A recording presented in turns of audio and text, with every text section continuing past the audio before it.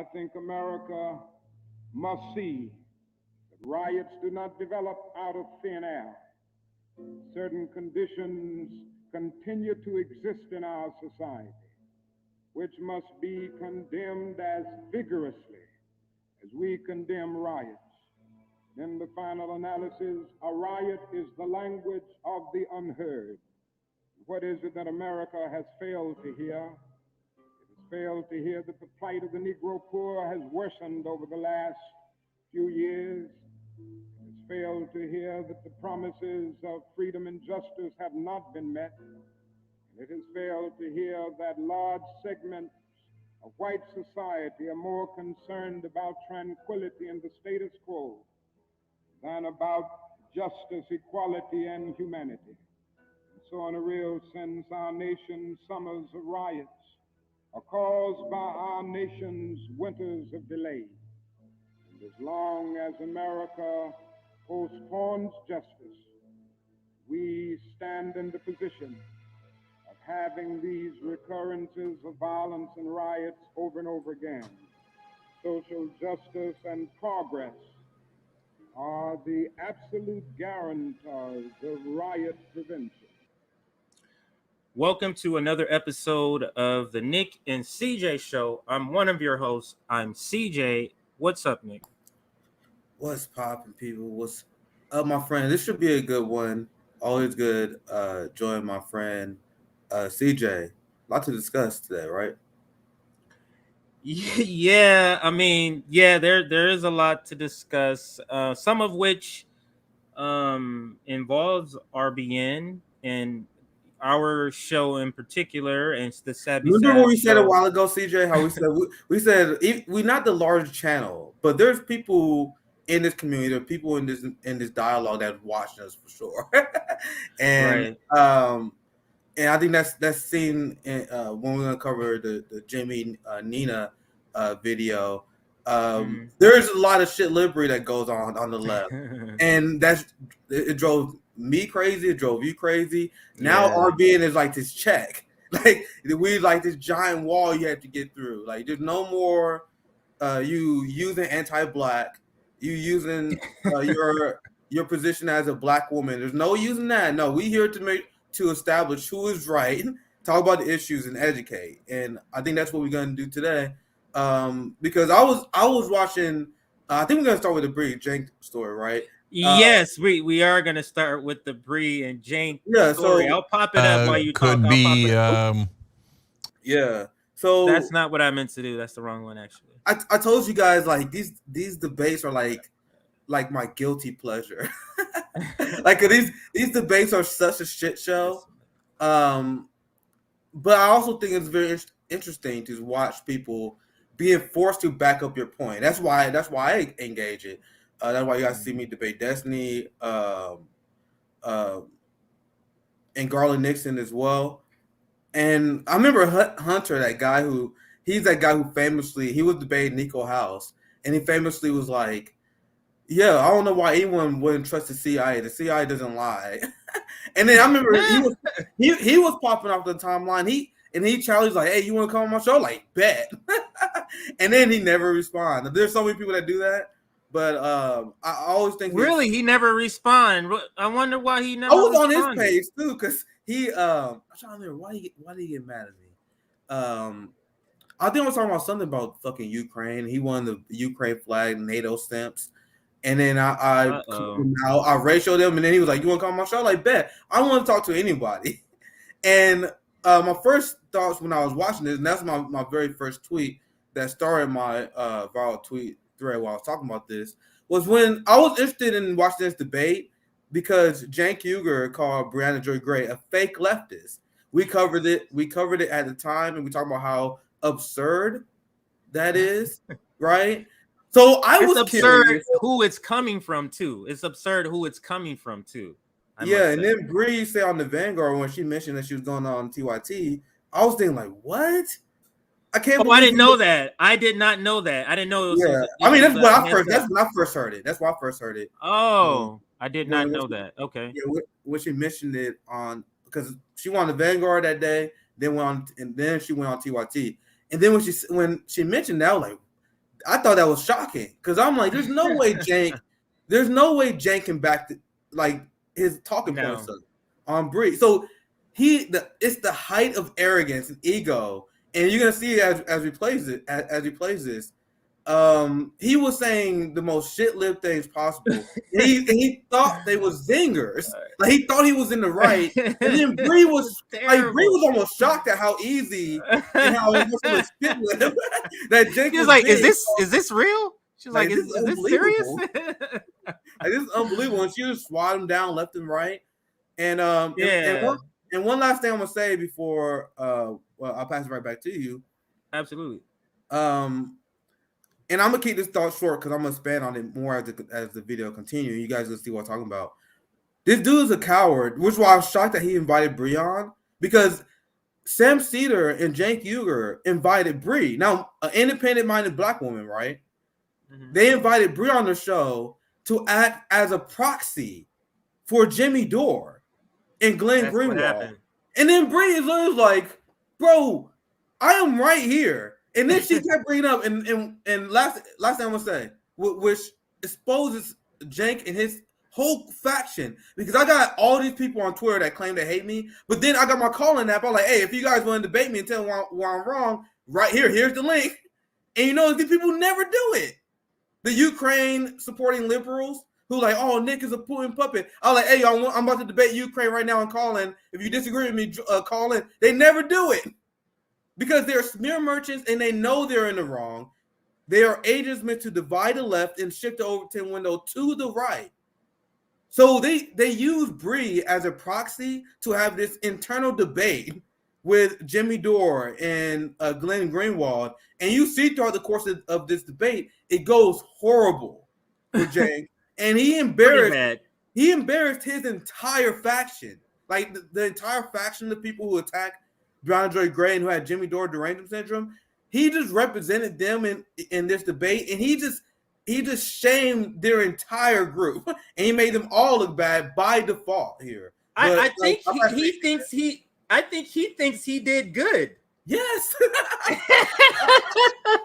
Yeah, he posted. Bro, he posted the debate on his channel like, gotcha. His own audience is eating him up. If you guys want to laugh, go on. We'll do it. We'll bring it up just to. Oh, not on. I thought you were gonna say on Twitter. He posted it on Twitter. On YouTube. Go ahead. Yeah, look at the YouTube comments, and after it's done, we might show it because you literally don't have to selectively bias. There's no selected bias. Go on the top comments and scroll down. His audience is eating him up for this. Like, can you guys imagine if we had some shit live on the show and then the RBN audience would start eating us up? Yeah, about that person. Imagine how bad that would have to go for us. But go ahead, CJ. All right, so let me just preface the audience here. Cenk is a bully, and it's clear from the beginning, from literally the beginning, intro, the first sentence, that he was here to stir up trouble. This is really a Jimmy Dore video. This is what this was really about, and this is what this is just a. I call him the BBB, big baby bitch, is what this guy is displaying his behavior, and it was hard for me to watch. Like, I still haven't got past like 25 minutes. DJ, do you think he would have this energy if he ever talked to us? No. Dude, no. And the thing is, he would try, but the thing is, people like us wouldn't allow that. Like, I'm not sitting back while a deranged lunatic imbecile just says stupid stuff and has little snarky remarks. Like, that's not going to happen with me. Yeah, let me say this up front. Like, I think Bree did great, maintain her composure, probably the best way to handle this. And I'm going to say this, and I'm going to leave it here. I haven't noticed this trend of these white leftists and these powerful boutique leftists that come at Bree with more hate than they will like go at a corporate Democrat, because they know she's soft spoken. She knows she come from more of a civility politics background, being Bernie Sanders press secretary. So they see her as like this punching bag. Like, yeah, we can be rude, we can be mean to her. She's just this black woman. Where we can they would never invite us on their show and show us that energy. It will go south real quick. It will go south real quick. Like me and Voss did not have a productive conversation because he thought he was gonna do this. I'm like, no, I got thrown off the Jim Perman show. Go ahead. I got thrown off the Jim Perman show within 5 minutes. Yes. So it's just not happening. I'm not sitting back allowing stupidity to be said to me. I'm not. And then another thing. Well, I'll talk about this tape once we get it going, because let's get the tape going. Yeah, let's go. There's a lot. I want to get to at least the 25th mark, because there is a part towards around that part where it's just we have to comment on the stupidity of this guy. So we'll let long parts of it play, but in parts that we know we can skip, I guess we can skip that too. So let's play. I'm gonna play it from Twitter first, since it's like 10 minutes on Twitter. All right, welcome to the conversation where we're gonna have a doozy today. If you need me to stop, which I know you are, just say something about stop. I'm trying to let it play for a bit. Yeah. Well, let's see how it goes.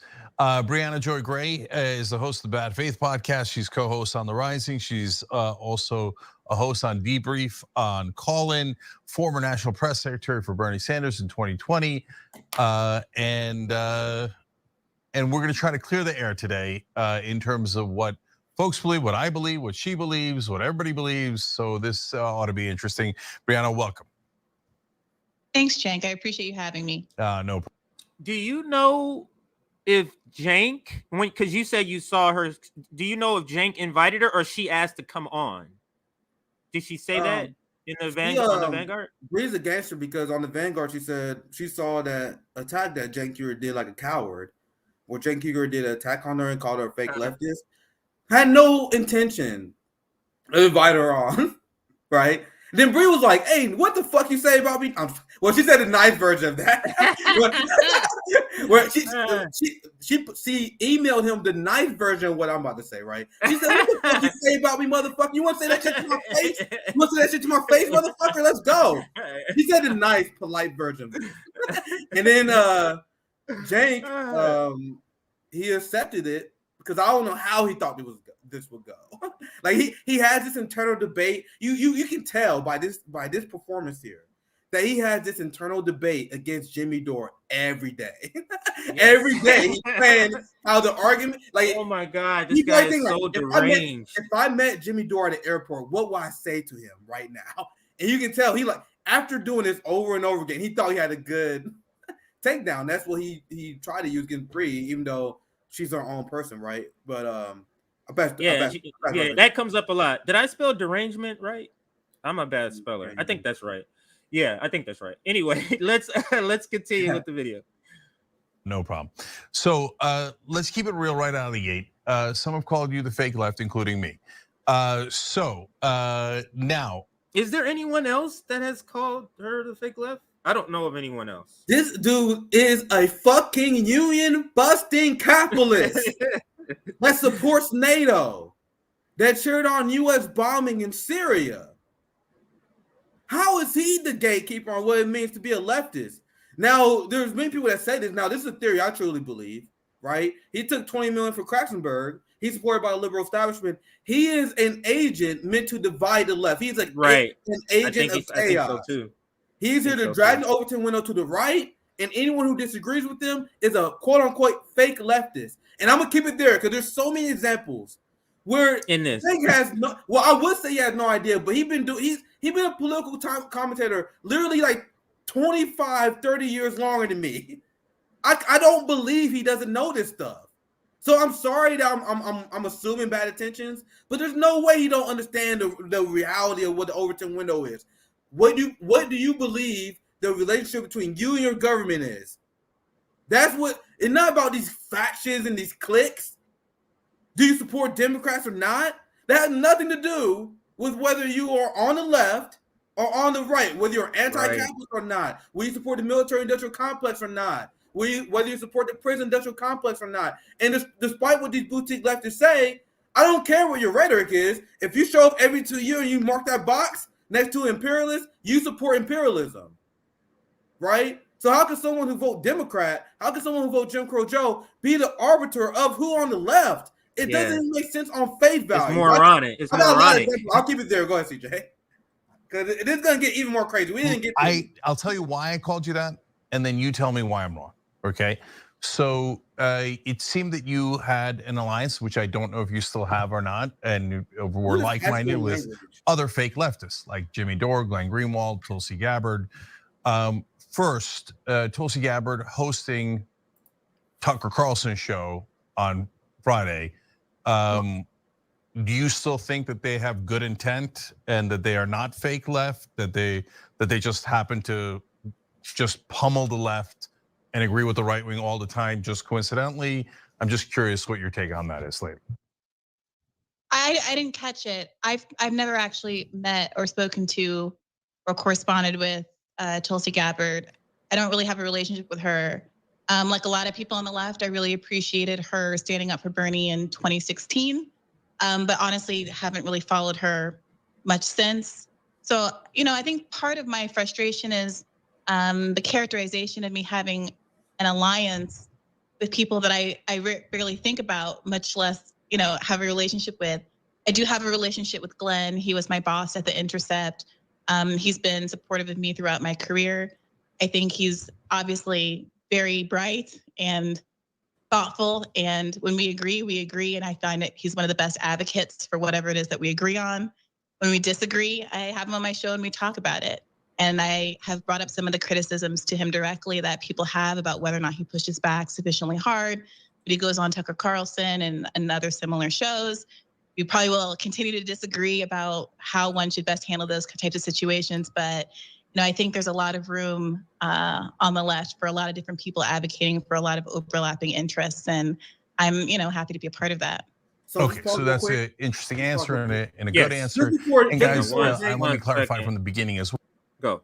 Sorry, just before Jen gives his answer, I wasn't get a chance for Bree to give her answer, but you see how immediately unserious this conversation started. Yes. Hey, Briahna, some people say you are allies with these people that you're clearly not close with. That's why Bree was like, what? You see how this conversation immediately starts off unserious. It's not about her. He is giving her this label by who she associates with and what she allowed happen on her show. But go ahead, Nick. And I had the same thing written down when the Tulsi Gabbard. She clearly doesn't even know Tulsi. I was like, Tulsi Gabbard, what does she have to do with that? But go ahead. And Briahna Joy Gray was Bernie Sanders' press secretary, not Tulsi's, by the way. And one last thing I'm gonna say, and I'm gonna let the video continue. You see how unserious his engagement of the Overton window is? He said these people are fake leftists. Tulsi Gabbard is a fake leftist because she hosted Tucker Carlson. I put up a comment earlier, which, hey, is Mickey Const a fake leftist because she went on Fox News? Is Bernie Sanders a fake leftist because he went on Fox News? But, hey, I told you guys before. I told you guys this straight up. I said if MSNBC offered me an hour, you know what they did to Sam Cedar? Yeah. Sam Cedar I told you guys might be mad at me, but I would take it. Because if they gave me an hour on MSNBC or Tucker Carlson, the most watched cable news host, you have to be deeply unserious not to take that. I would literally take that an hour and I would do a whole segment. I did many on this show. I would do a segment with all the boomers watching why we need balls to CIA. I'm like, hey, yo, right wingers, I heard you don't like the FBI. Let me give you the real reason why. let me explain to you the history of NATO and U.S. war crimes. I'm gonna do a segment. I'm gonna do a segment on MSNBC and Fox News that explains how every single president in my lifetime, in my parents' lifetime, has been a war criminal.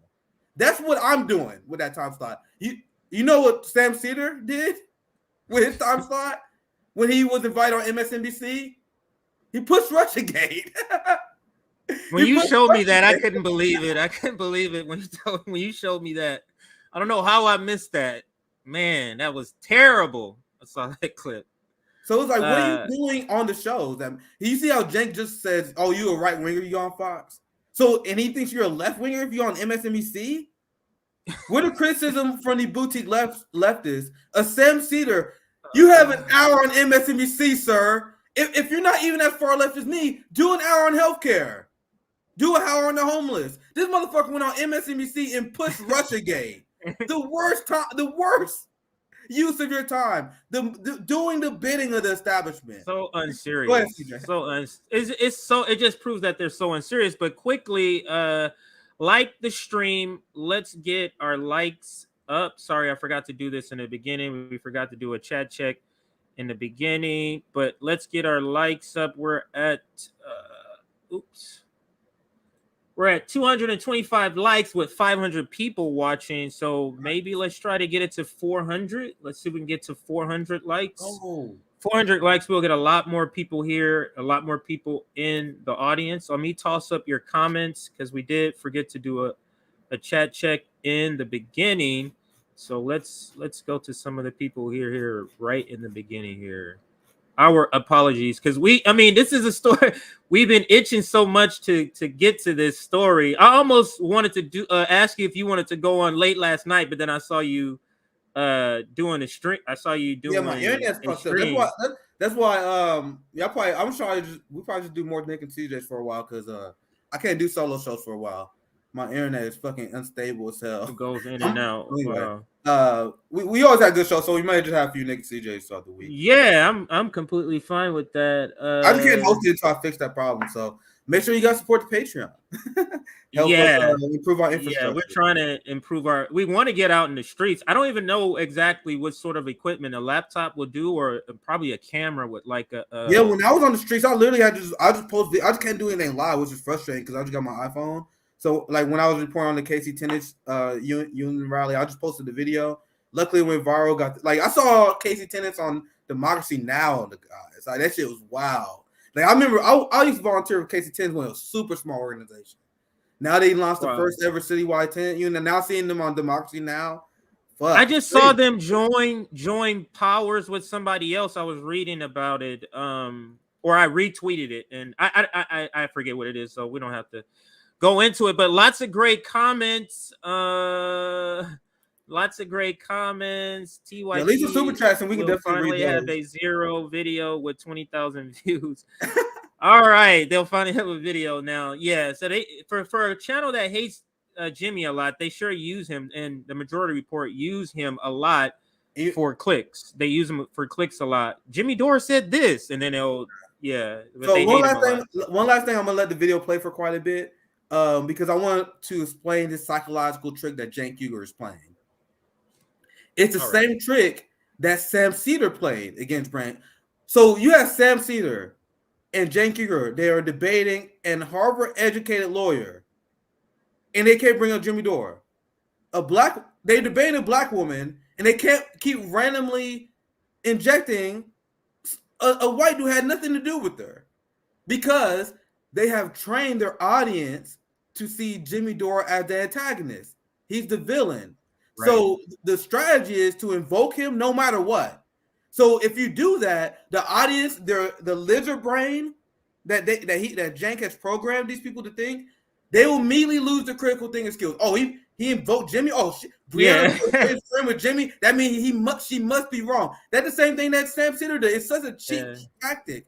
It's such a training tactic, though, that people have been trained to have to respond to that sort of stimuli.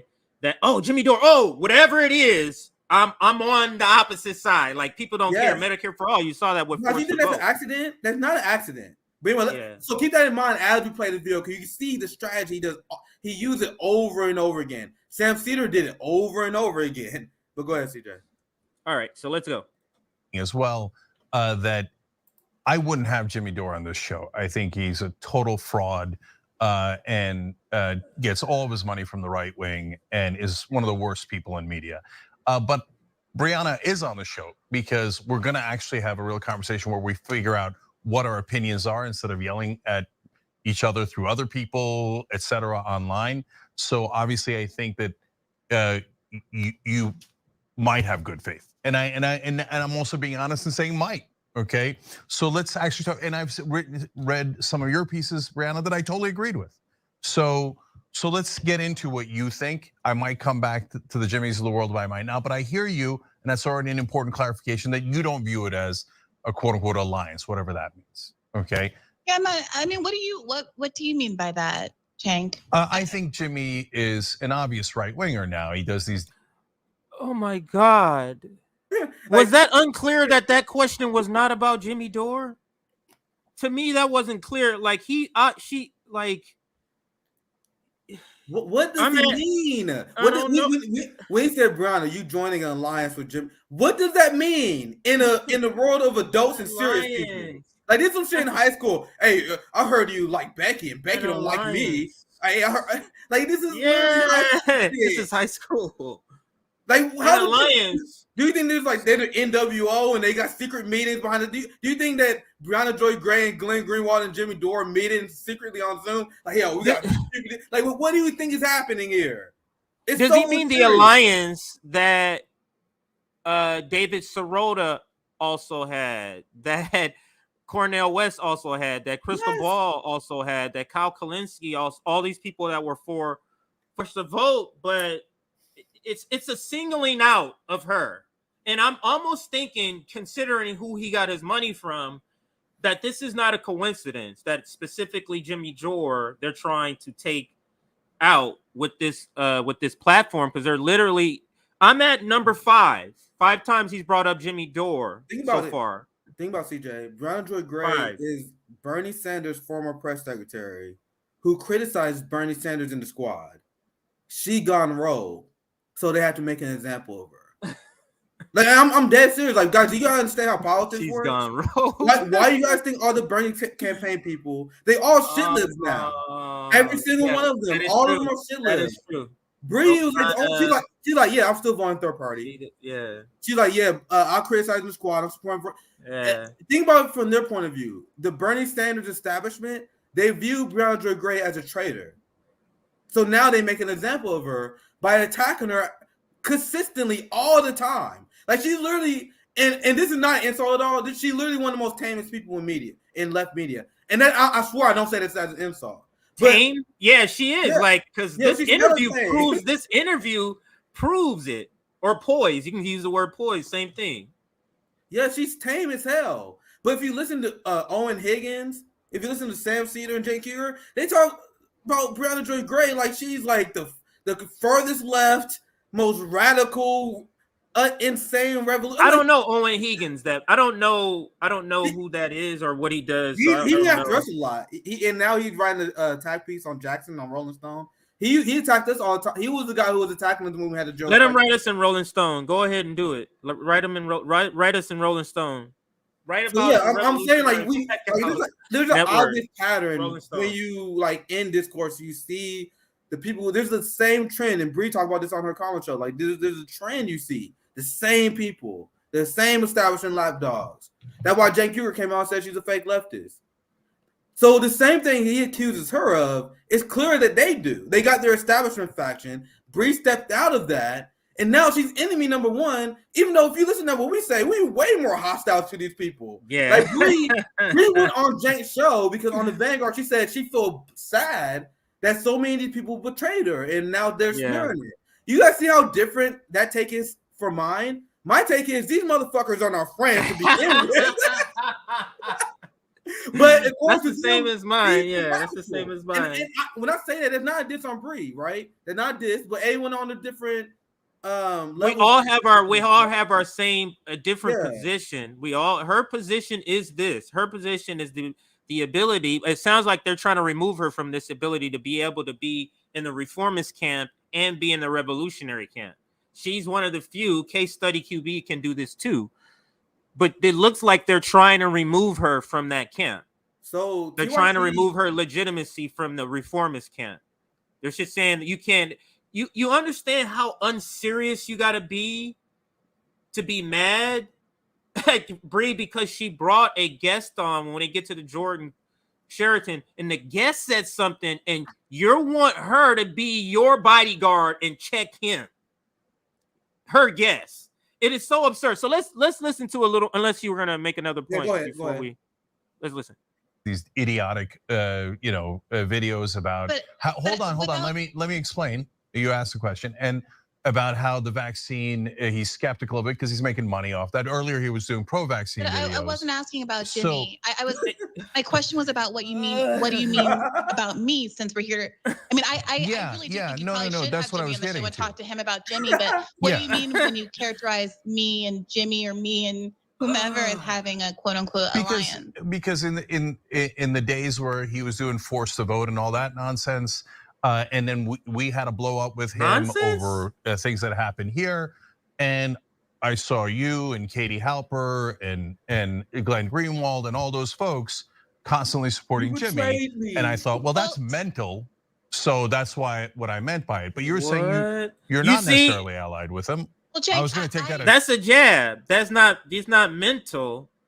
Like my reaction to that would have been a lot different. Face value.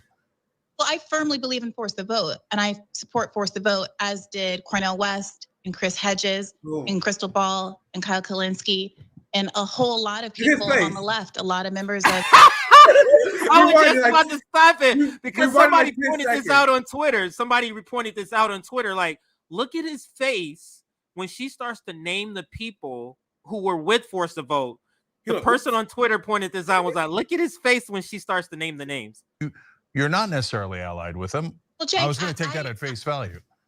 Well, I firmly believe in force the vote, and I support force the vote, as did Cornel West and Chris Hedges and Crystal Ball and Kyle Kalinske and a whole lot of people on the left, a lot of members of DSA and the chapter that I used to belong to, a lot of people across the left spectrum really understood that it's really important to.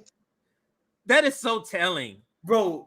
That is so telling that because she's pointing out people who in their world, who have credentials in their world, who they bring on their shows for advice. She's naming people that. So what can he do? Just go, ooh, whoopee, like who cares? Like, because what else can he say? But this is what BBBs do. Big baby bitches do. This is what they do. They act like this. Like, so go ahead, Nick, unless you want me to just play. That reaction, Cenk Uygur is everything he complains about Donald Trump. He needs to look in the mirror. Cenk Uygur is Donald Trump. Yes. Because I remember whenever Donald Trump would be like, whenever like someone would call him out on one of his lies, he would do that same face.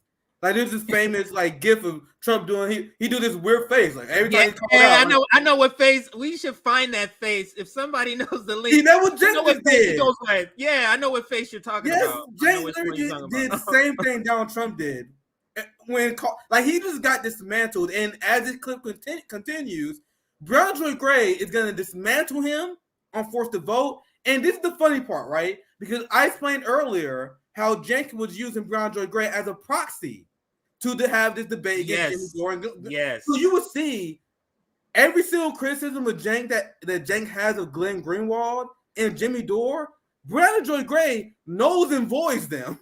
And she does it on accident. Like she doesn't mean to. But she does it because Cenk will bring up a talking point that he really means against Jimmy Dore. And Bria's like, wait, this had nothing to do with me. But since you brought it up, let me slide down. So the funny thing is he having this proxy debate against Jimmy Dore, and he lost. Like Briahna, like the worst person you want to have a proxy debate with, because his audience saw the talking points that he usually used against Jimmy Dore and Glenn Greenwald fail. Then when he was practicing, the one he trained them to believe, they failed in epic proportion in this debate. But I'll pass it right back to you, CJ. All right, let's go back to the video. Let's get through a little more. To force the vote on various issues, to expose folks who only performatively believe in various things. And I've seen you yourself talk since then about how important it is to get people to go ahead and vote for various issues that they, as Democrats, often espouse, but at the end of the day, hide behind, whether that's parliamentarian or other kind of procedural factors to disguise the extent to which that they actually don't want to follow through on some of these policies because their donor base won't allow them to. So I did and continue to believe and force the vote. It was frustrating to me that we weren't able to have a conversation at the time because it seemed like a lot of the pushback against Force a Vote had to do with a mistaken belief that Kevin McCarthy could be Speaker of the House, which of course was wrong and debunked and was promulgated by a lot of folks, and it could have been easily cleared up with without a lot of the animus that ended up coming out of that moment. And I really appreciate that Sam Cedar was willing to come on Bad Faith podcast and have a prolonged, civilized conversation about it. That I think ultimately had the potential to move us all forward instead of dividing the left community. Yes, he is. Okay, look, I didn't do a good job of starting this conversation off on the right foot. Yes, which you did not. But now I agree. Oh, that we're off on the wrong foot. Something you just said got What? really. Did he say now we're off to the wrong foot? Did he say that? Let me see if he said that. Why do you think that is, Cenk? Yeah, what like a passive aggressive? He is so trying to like start something to move us all forward instead of dividing the left community. Okay, look, I didn't do a good job of starting this conversation off on the right foot, which I wanted to. But now that we're off on the wrong foot, something you just said really got under my skin, and it's something that you've mischaracterized before. You said since then about Force a Vote, as if I've changed my mind. I've been challenging the Democratic establishment for 20 straight years here. So the idea that like these Johnny-come-latelys come in and go, oh my God, we had this amazing idea. What if we challenge the Democrats? You see what he's describing? I've been here 20 years and you have some hotshot idea, newcomer on the block, new kid on the block. What is that saying? Is this a good idea or not? Hey, CJ, he's mad that they didn't go through the proper channels. You guys see why it's important to look at that CIA infiltration? You guys didn't go through the proper channels. He was advocating caution. You guys didn't listen, right? Yes. Those are the CIA. It's a couple of streams we have where we go over the CIA tactics. If you're elected, you have to know them. You have to know them. And when I use that, I'm not saying these people are CIA. I think that's something you can't unprove. I don't think it's fair to do that. I'm just saying if you are using CIA tactics, you should take a step back. That's what I'm saying. I'm not saying you CIA, but stop using CIA tactics. That's the point. Right. But go ahead, CJ. Right. And what is the booklet again for those that might want to look it up? If they want to Google it, what do they Google to find those? Look up CIA infiltration techniques. The Freedom of Information Act make it so we can learn about all these fucking programs and ops that the CIA and a lot of the government has done. And this has literally been established by courts, and this is real documents of infiltration techniques the CIA would use during the union movement. So a lot of people, they'll have people infiltrating unions, international global movements, and they will use these techniques to slow down and disrupt socialist and leftist organizing. And this is on the facts. They publicly admit this, and they go through the techniques they use to infiltrate unions and other leftist movements, right? And as someone who, I learned about this years ago, and it was one of those things I could never burn out of my mind. So then I would see people constantly do the things that's on the CIA list. I'm like, is this on purpose? What are you doing? I know if you do it once, I'm like, are you fucked up? But it's over and over again. It's like they read off the manual. But anyway, we can continue the clip because this is the point. Once when Cenk does that meltdown, I'm like, this is about good. Look at his eyes. Look at his eyes. This boy is heated. He's like, scene. It's time for my scene, guys. It's time for my spotlight.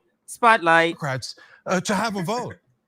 That's the oldest thing in the book, and then you guys like pretend like you came up with it. And then there's all this talk about like change politics at TYT. That's mental, not supported by one shred of evidence. And you did that on your show with Jordan Sheridan. What do you mean change politics? Change politics how? What are you talking about? And with all due respect, I'm really confused. I certainly didn't mean to take any credit away from the work that you've been doing in the left community for a very long time. So many people who listen to my show talk about how they were onboarded to the left because of watching shows like TYT, which at the time were, really unique in the breadtube space, really defined what it means to be a leftist on YouTube. So I don't think this should be a conversation about who gets credit for what. For me personally, I didn't care who came up with Force a Vote. I actually heard of the idea first from watching Sam Cedar's show. And he mentioned that there was an idea that he thought was a good idea that came from Jimmy Dore. And that's what perked my ears up because I knew that there was some friction there between those two. And I thought, wow, if Sam is willing to say this about an idea that he heard about from Jimmy Dore, which of course Jimmy Dore didn't invent either. And he says this very openly, that he got it from the DSA, that it was a tactic that was listed in the 2019 DSA kind of strategic document. And of course, like in the context of Course of Vote, we always talked about how this was a model that was used by suffragettes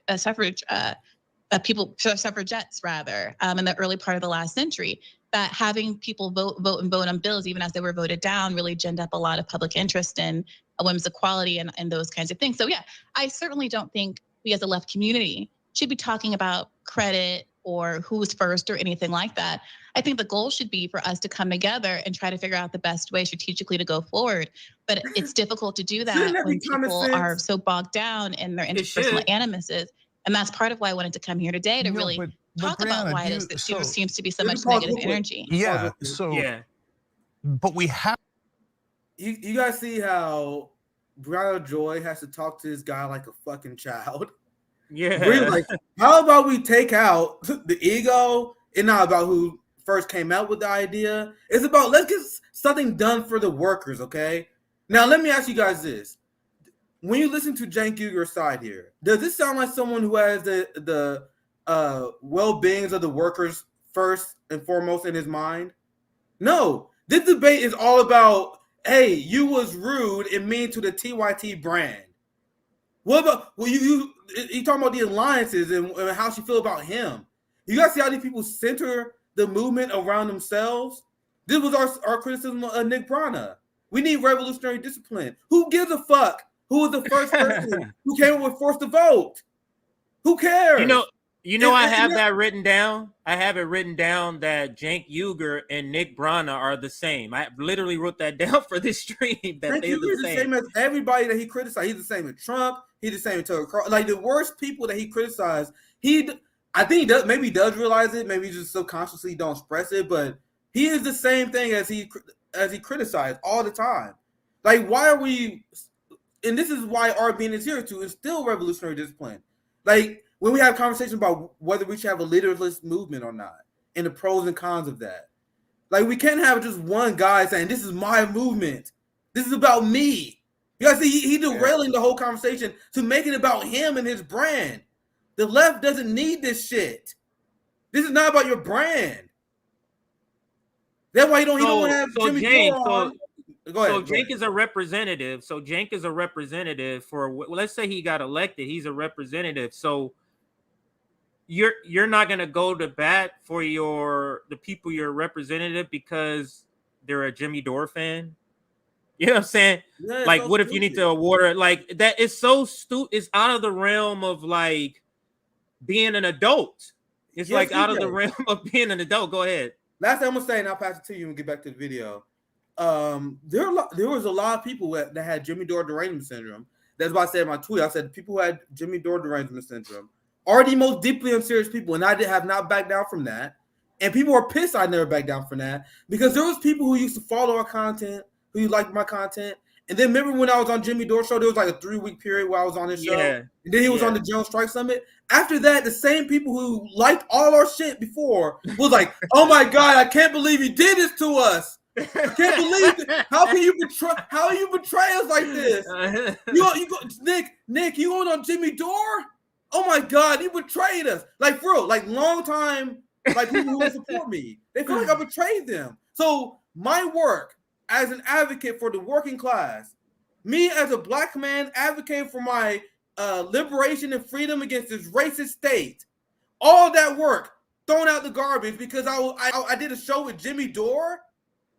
That's when I realized, like, I don't give a fuck. If that's your line, I want you gone. Like, if you guys are that unserious, and people thought I was going to apologize for it, I said, no, fuck you. If you guys are that unserious, I do not want to build a revolution with you because you guys will hold us back.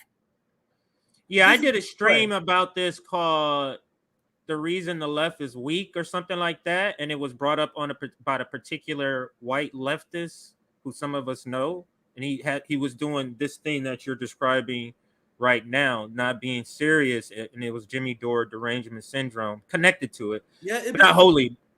Go ahead. Sorry, no, let the video play. I've been ranting this. We gotta let it play, but there's so much stuff. I'll tell you exactly how the history of that went. So Jimmy, at the time, we're still friends. No bad blood. You see how he's getting back to Jimmy. Happened at all, other than old stuff from TYT. And at the time, I didn't know the old stuff from TYT.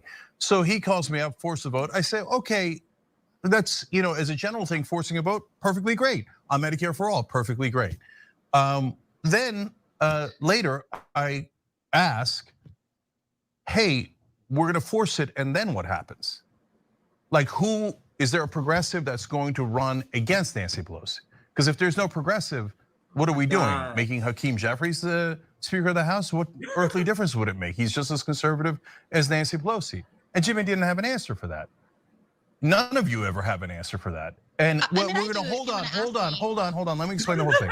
And then we're gonna go for Medicare for all. I don't want your answer. I don't want your answer. Then I can't tell the story this way if I take your answer, Bree. So no thanks. Let's continue. But wait a minute, there's a ton of things that are lower hanging fruit. And if you're gonna go and do a spectacular force to vote, that's a big action. Let's try to get something that we can actually get. Nick, and it stops there, and I'm gonna continue on YouTube. What did he basically say there? He's saying that Medicare for all. See, they can only understand tactics through it must result in an immediate win. So he's saying the tactic is not going to get us Medicare for all, so we should not do it. Do a tactic that tangibly gets something. Their concept, they cannot get out of this electoral every 2 years, 4 years, I want a result, and because I'm not getting it, I'm disappointed. They just cannot get out of that. And I remember we had a conversation. We was talking about how we to move RBN forward, and we need to provide immediate aid to people. That's what we're doing by Tour for the Poor. But then we need about 5-10 years down the road, because that's movement building, guys. Movement building is a long-term discipline strategy. That's why mutual aid is important, because you provide immediate relief. You can that's a great community building exercise while you're doing that, to let the people know that the socialists are on your side, right? But we need long-term strategies. And the reason why the left is so weak is because people like Cenk Uygur and Sam Cedar have been in positions of prominence for decades now. We just started last year. Yeah. Just last year. So you guys see what their ideology led us. Where their ideology led us. Workers are weaker than ever. The left is non-existent in this country. We got imperialists in Congress, and they say that's the best we can do. People who are against BDS. The left is so bad because of their advice. Their advice would be people, they will openly admit, yeah, I never read any Marx. I never read any Lenin. I didn't read W.B. Du Bois. They will openly admit, yeah, I don't study shit. I don't know shit. I'm just a personality that just like I don't know shit. So that's why they leading the left on the cliff. That's why we need to call these people out. Yeah. There's no strategy. There's every 2-4 years. Trust a politician. Hopefully they will get a left agenda accomplished. They've been wrong every step of the way. I went on Voss's show. We debated about Biden. He was wrong about everything. Everything. He said, isn't Bernie Sanders doing a good job getting Biden to concede to left ideas? How's that going? People have always been wrong. That's why RBN is here to instill and slap this unserious left. I said the same thing. Go ahead, CJ. I said the same thing on the JB show today. I did an interview on the show right before we went live, and I said the same thing. And he was like, "What's one of the things you're going ham at?" I'm like, "The thing I'm about going ham at is destroying the sort of left media iconic figures that are continue to leading people back to the Democratic Party. So the David Sirotas, the Marianne Williamsons, the Cenk Uygurs, the Sam Cedars, like they whether they're good intention or not, some I don't think they're good intention, but let's just say whether they're good intention or not, they're fooled by the mystique of the progressive Democrat, right? The result of what they're doing, they're a net negative. to the movement if you're leading people to the Democratic Party, period. You're a net negative to the movement. So that's so it's sort of the same thing. But let's pick up here. I have the video. I think I queued it up in the right place, and let's continue. Thing that we can actually get. Medicare for All is not even on the agenda. I hate that it's not. All right, I'm gonna play it on YouTube because I downloaded it, and you see how it's kind of plays slow. Yeah, so I'm gonna play it. I'm gonna switch it, and I'm gonna play it here on YouTube. But YouTube has commercials, so I'll have to look for that. So let's play it now. That are lower hanging fruit. And if you're gonna go and do a spectacular force to vote, that's a big action. Let's try to get something that we can actually get. Medicare for All is not even on the agenda. I hate that it's not on the agenda, but I know what's doable and doable and not doable. And at the time, idiots like Aaron Monte are oh, $15 minimum wage, that's already in the bag. We don't. Why is he saying idiots like Aaron Monte? So I didn't know the backstory behind him, but I'll find out later. Don't need to do that. And I'm like, wait, if you guys are gonna be juvenile and you don't know how any of politics works, and you have no earthly idea. He just calls somebody an idiot, and then he says, if you want to be juvenile. How in the world are you gonna get Medicare? Like you the one acting juvenile right now. Like it's so transparent. For all to pass, let alone things like $15 minimum wage, and you don't have an alternative to Pelosi, then why am I wasting my time? But I didn't say that publicly. I said in a very gentle way, I don't think this is a good strategy. Then Jimmy blows up and goes nuclear and attacks us viciously for no goddamn reason. So when he does that, don't come at me and say, hey, there's a personal animus issue here. Well, you're in that fight, your ally came in and nuked everyone. Everyone, Ryan Grimm, David Sirota, the best progressives in the country. He nukes them and he goes, whoa, what's with the personal? This is clown shit. But you keep going. You keep going. Yeah, it is. It's like all of this is tied to Jimmy Dore. Literally, if all of us were just to say, yes, we hate Jimmy Dore, you would have showed up at Force to Vote. Is that what he's trying to say? Is that what Sam Cedar is trying to say? So people who need health care, their lives is dependent on whether or not you like the person. So fucking it's unserious. It's completely unserious. Personal animus. So I am not accusing you of having personal animus. I think it's an accurate description. You called Aaron Monte an idiot. You've had your feelings about Jimmy Dore out on the table. I personally would prefer not to make those characterize people that way. I don't think that that's helpful. Obviously, you can do what you want. I can't control that. But I am articulating what I experienced, and I experienced a lot of animus, and I experienced it as animus when you referred to me as a fake leftist. I have never had any kind of negative interaction with you. I've never feuded with you privately or publicly. I've never said anything negative about you on the internet. So I thought it was pretty hurtful. You talked with Jordan. You talked with Jordan about how we changed our politics at TYT based on. I'm offended by what one of your guests said, and you didn't stick up for me. You weren't Captain Save-A-Jank, so I'm mad at you, Bree, and that's why. On what? And change it to what? Change it from what? I don't remember. Truthfully, so a lot of people come on my show and they maintain, like I confess I'm not a long time TYT viewer. So I would never say something like that, I don't think, because I don't have that perspective. Other people do come on my show and they say their opinions. And other people, I think like Jordan has been in this universe for much longer time than I have. He might have had the view that there's been a shift. By the way, and he's a guest. Quick pause. Just real quick. By the way, Cenk would never have Jordan on. Had to have this conversation because I heard Jordan talk about TYT before. Trust me, he wouldn't even want Jordan's criticisms to air on TYT. This is why he used proxies, guys. Imagine if Jimmy Dore went on TYT, the kind of shit he was exposed to his audience. Like Jimmy going off on his timeline right now, like about his record about on Julian Assange and imperialism. He would go on his show. He would ignore everything he's saying. He would just bring that shit up. So no matter how you guys feel about Jordan, he talks about why he left TYT. I let him explain the story. But what he was saying about Cenk and Cenk's corruption, Cenk doesn't want to have that conversation because even that being exposed to his audience will make him look bad. So he brings on Bree to have the conversation. How pathetic is that? So weak. That's so weak. You can continue. That's so like weak. I said, BBB, big baby Right. bitch. But I can't speak for. Yeah, so I agree with that. But again, right here. Sorry. People, I think like Jordan has been in this universe for a much longer time than I have. He might have had the view that there's been a shift, and he's a guest. He's entitled to his opinion. I don't really have anything to say about that one way or the other. But I would like, if we can, to keep this conversation focused on us and whatever your concerns were about me, since you're the one who called. I mean, I don't mean. Did you hear what he said? He said you should, like, you should stick up for me. He actually said it.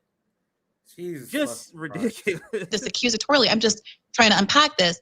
You referred to me as a fake leftist, and I reached out to you about having a conversation about it because I didn't want this to explode, and I'm really unhappy with all of the disputes that have happened on the left. I wanted to clear the air and be able to have a direct conversation with you about whatever your concerns are about me. And I think. Pause it, you said? I know you asked for the origin of this, and you see how she just brought it up there. That's the nice version. She said, "Yeah, I heard that bullshit you saying about me, bro. I bet you won't. I bet you can't back it up." And I don't know if we can get through this whole video. You guys will notice at no point did Cenk Uygur backs up the original assertion that started this debate. They didn't just hook up like, "Hey, yo, Cenk, you want to have a conversation? You want to talk about Jimmy Dore?" That was not what this debate was about. Yeah. This debate was about Cenk Uygur defending his claim that Briahna Joy Gray is a fake leftist. And then in his strategy for this debate was to invoke Jimmy Dore and Jordan and tie Bree to them. And I don't know how far we're gonna get into the video, but there's a certain point where Bree destroyed Cenk so bad, he's like, you know what? I actually do concede that you're not a fake leftist. Wait. The talking points that you used to say that Bree was a fake leftist, Bree dismantled, is the same arguments you use against Jimmy and Glenn. So if you retract your statement on her being a fake leftist, you must retract the people you was using those arguments against. Why you guys understand what I'm saying? Anyway, I don't know. You guys will see. There's a point in the video where Cenk literally says, "Yeah, maybe I shouldn't have said about you." So I think we may be able to get there. So we got another 40 minutes before our guest gets here. So we should be able to get through. I know there's one point around, like, we don't have to skip yet, but I know there's a point around 50 minutes in that we have to play. So just tell me where. We don't have to skip yet, but let's keep that in mind. Absolutely. And I think it might be more productive to talk about our relationship now here, as opposed to all of these other issues that you have with other factors and other people that I can't speak for. Yeah, so I agree with that. But again, the flow of the conversation is forcing me to say one last thing about the personal animus point. Look, Briahna, I'm trying to give you an earnest answer. So when Jimmy said horrible things about how he sexually harassed Anna, but even if you put that aside, and I don't know why on God's green earth you would put that aside, and he then accused everyone of work getting funded, including us, by Nancy Pelosi and the CIA. When Sam Cedar and Jimmy Dore were both part of the network, Sam and Michael Brooks, who I love, would attack Jimmy all the time. And I told them, don't do that. You're bringing needless personal animus into this. We've got to stick together. We agree with the issues. Don't make it personal. And I wouldn't even, and as much as I loved Michael, and now I honestly, looking back at it, regret it.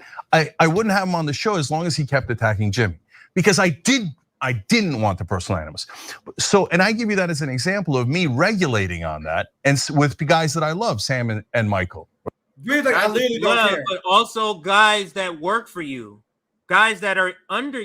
Like, you see how he doesn't get that? Like Bree is not over Jordan or Jimmy. Yeah. Bree is not in that capacity. These are your subordinates.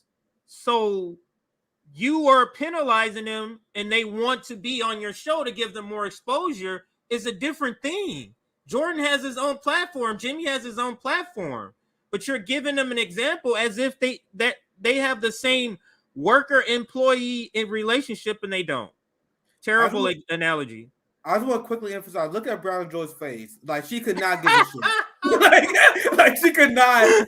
There was literally nothing in this world that she couldn't give less of a shit about than what Cenk Uygur was talking about. This had nothing to do with the debate was about you calling Briahna Joy Gray a fake leftist. What does this story have to do with it? I just want to say that real quick. Let's keep playing.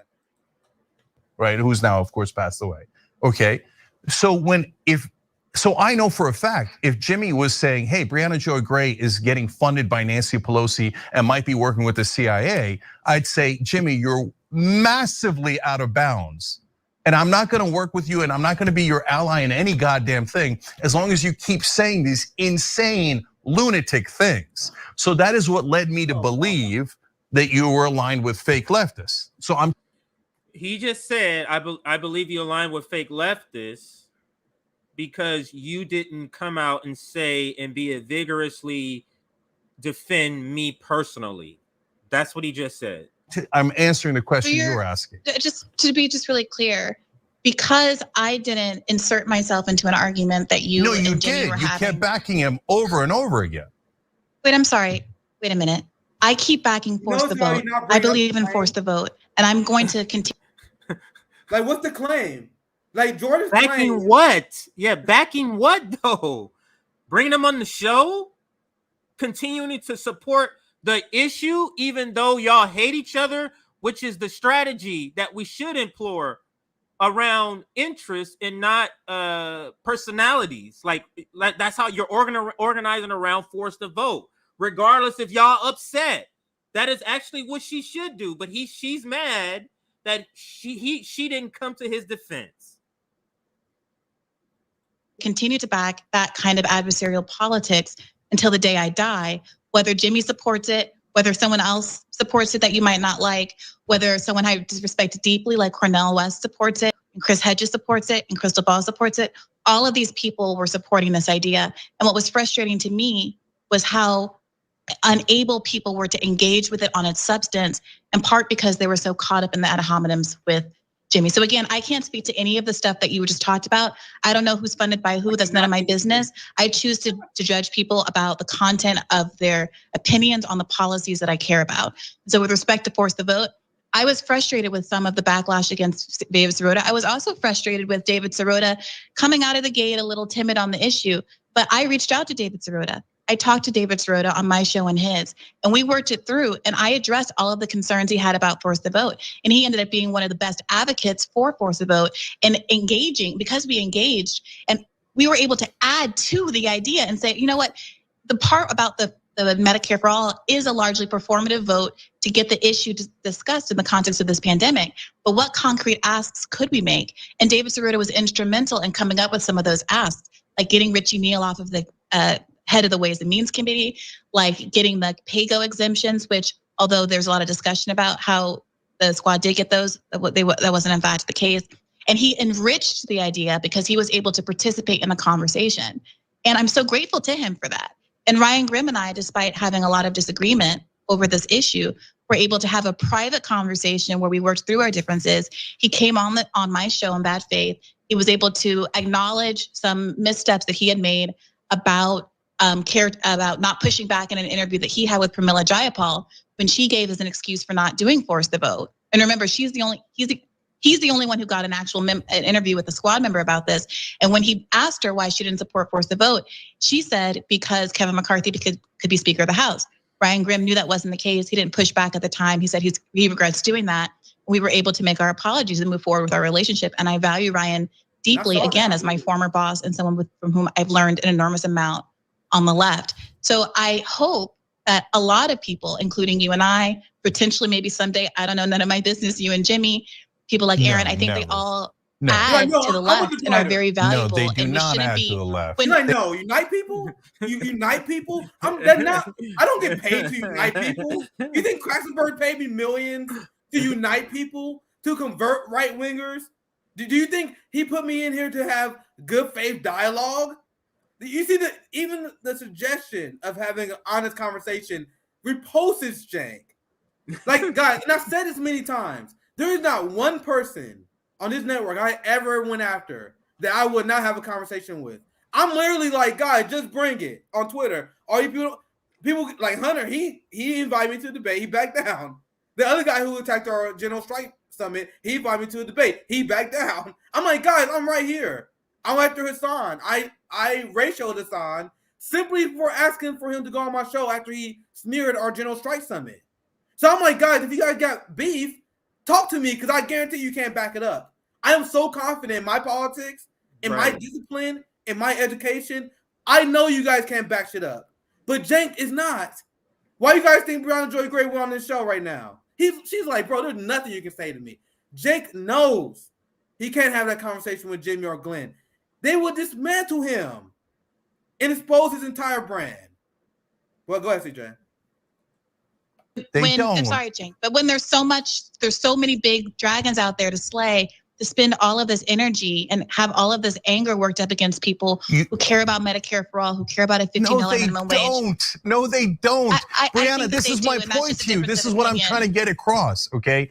So now those forces are spending 98% of their energy backing right-wing talking points, backing Tucker Carlson, backing Donald Trump, backing the Republican Party, never, ever, ever criticizing them, spending all their energy.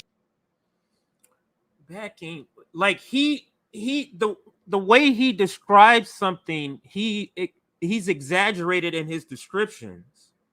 He says alliance, and it's like, what do you mean alliance? Backing, what do you mean backing Tucker, going on his show? Like, he adds more to the meaning than what actually is reality. I've noticed that. Energy attacking Nina Turner and David Stroda and Ryan Grimm, the best progressives in the country, and the squad. The only people. If that's the best progressives in the country, I understand why we're at where we're at. That's the best progressives we got. People who are not taking corporate PAC money, the only people that are even trying a little bit, and they spend all their energy doing that, and you go, oh, they're great leftists. No, they're not. And they're getting, literally, some of them, like Glenn Greenwald, are getting paid by Peter Thiel through Rumble. They're getting. I don't understand this point. Why would he bring that up when he knows he got paid by Jeffrey? That's what I don't get. This will be one particular point I would not make, considering the millions of dollars another quick thing, venture capitalists. Another quick thing. Who marched with the healthcare activists that was marching for Medicare for all? Briahna Joy Gray was there. I remember seeing her on tour. She didn't give a speech, but she was there. Jimmy Dore gave a speech at the March for Medicare for all. You know, mixing and rubbing shoulders with the proletariat. You want to know who wasn't there? Cenk Uygur, Sam Cedar. The real leftists, the ones they're saying is the real leftists. Yeah, the fake leftists were out at the march. The fake ones were out at the march, and the real ones was at home. Max Blumenthal, who he later calls a Putin puppet. I don't know if we can get to that part. I really want to get to the part where he smears the gray zone. But he calls Max Blumenthal a Putin puppet. He was at the steps on the Capitol remember when the squad was doing the fake homeless protest? Exactly. He was there and he called him out. Was Cenk there? Like they was cheering the squad on, and they still wasn't there. Bro, so the real left are the people who never rub shoulders with the proletariat. But the fake left are the people who march for Medicare for all. I gave a speech. You guys know it's on our channel? I gave a speech at the March for Medicare for all. We're the fake left because we rub shoulders with the workers. You guys see how that doesn't make any sense? But go ahead. No sense. This professional managerial class, man, they're getting paid through their right-wing Patreon supporters. So when you aid and abet and you make it seem like, oh, when Jimmy tells you that the real problem is progressives and not Republicans, that he's on the left, you're helping that deception. Well, Cenk, for one, you should really talk to Jimmy. I am not a ventriloquist dummy for Jimmy Dore. He, I'm sure, would be open and happy to talk to you. I just cannot speak for other people, and I really wish you would respect me enough to engage with me as the human being that's sitting in front of you, and not asking me to speak for these random men who I'm not accountable for. I'm not their mom. I'm not in league with them or in allegiance with them. I respect them for the ways that they advance the issues that I want to advance and protect. And when I disagree with them, I disagree with them about the specific issues that I disagree with them on, and I don't make it personal. And I think that's really good advice for everybody in this community. Yeah. Now, if you want to ask me specifically, yes, I do think that they are, depending on the issue, there's a lot of really good faith engagement happening. So I don't see it, and I respect that you obviously see this differently. I don't see critiquing the few people that we have that are in positions of power to actually advocate for us as attacking. Okay, so we're at the part. So anything after this part, Nick, we can fast forward to yours because this is the part I was waiting for. Okay. This part where they're talking about critiquing the squad or she doesn't see critiquing the squad. So this is where they get between like holding them accountable and critiquing and bashing, the difference. So this is the section of that conversation. The issues that I want to advance and protect. And when I disagree with them, I disagree with them about the specific issues that I disagree with them on. And I don't make it personal. And I think that's really good advice for everybody in this community. Yeah. Now, if you want to ask me specifically, yes, I do think that they are, depending on the issue, there's a lot of really good faith engagement happening. So I don't see it. And I respect that you obviously see this differently. I don't see critiquing. Let's like the stream, please. We're at 833. We're at 560 or so likes. Can we get to 675 likes? That'll bring a lot more people. My sister, right before you play here, my sister is a great parent, right? Like she doesn't, and we got this from my parent, my mom, my dad. I was lucky enough where I don't have a parent like that. Parents that hit me, they talk to us, and we didn't want to let them down. And my sister, like, she's amazing as a parent. Like, she would talk to my niece. My niece is so smart because she talked to her like she's an adult. She would ask, like, why you do that, right? Why you behaving this way? Are you feeling this way because you feeling upset? Because, like, she would talk to her, she would ask her a question. Then by doing this, she would get her to calm down. Yeah. Like, instead of being aggressive, like, it's a form of parenting. And I'm saying it with no judgment. I don't have kids. So this is just me talking about my sister's experience, right? So she will actually reinforce her behavior, her kid, just by having conversations. You guys know that? I know what that sounds like. That is what Bree's doing to Cenk. Cenk is a fucking toddler. Where Bree was like, how about we have a conversation instead of having beef, Cenk? How about we actually try to unite people, Cenk? Why are you like this, Cenk? Why are you doing it, Cenk? Can we calm down? Like, she's literally talking to him like a child. Is he not embarrassed? Are you sharing, Cenk? Are you not sharing, Cenk? Cenk, are you not sharing? Are you playing wrong, Cenk? Are you not waiting your turn, Cenk? This is what I see. I have a 4-year-old, so this is what I'm seeing. This is what I'm seeing, and I'm telling you, it's the same thing. This is what I see at the playground. Are you not feeling well? Do you not like this ride, Cenk? Do you want to do something else? Yes, this is what I'm saying. And so this is absolutely what we're saying. But thank you. Like the stream. Let's get our likes up to 675 or 700. Now back to the conversation. This is the question and answer and response about critiquing the squad or progressives and the difference between critiquing and bashing. Critiquing the few people that we have that are in positions of power to actually advocate for us as attacking them or trying to bring them down. When I say something like the progressives in Congress, because of the narrow margin in the House, could have had any number of force the vote moments over the course of this last 18 months, that they could have. You mentioned the $15 minimum wage. During force the vote, when AOC said to Justin Jackson that she was going to reserve her political capital for a $15 minimum wage, part of why I didn't have quite the same reaction as Jimmy. I was very frustrated, don't get me wrong, but I wasn't quite willing at that point to kind of go all in on the fraud squad characterization.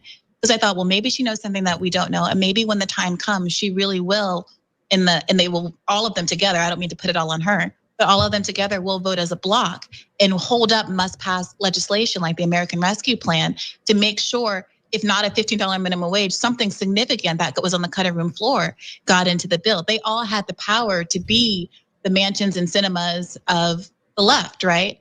And when that moment passed and didn't happen, when no one really called out the parliamentarian trick in stripping at 15 from the bill at the time, when Pramila Jayapal was reported to have whipped the votes to make sure the Progressive Caucus did not, in fact, hold up the bill to fight for the issues that we sent them to Congress for, I think it's absolutely incumbent on us to call that out and push them to be better. Because if they're not fighting for us while they're in there, if they're not maximizing their ability to use their leverage for the most vulnerable people in this country, I don't know what they're there for.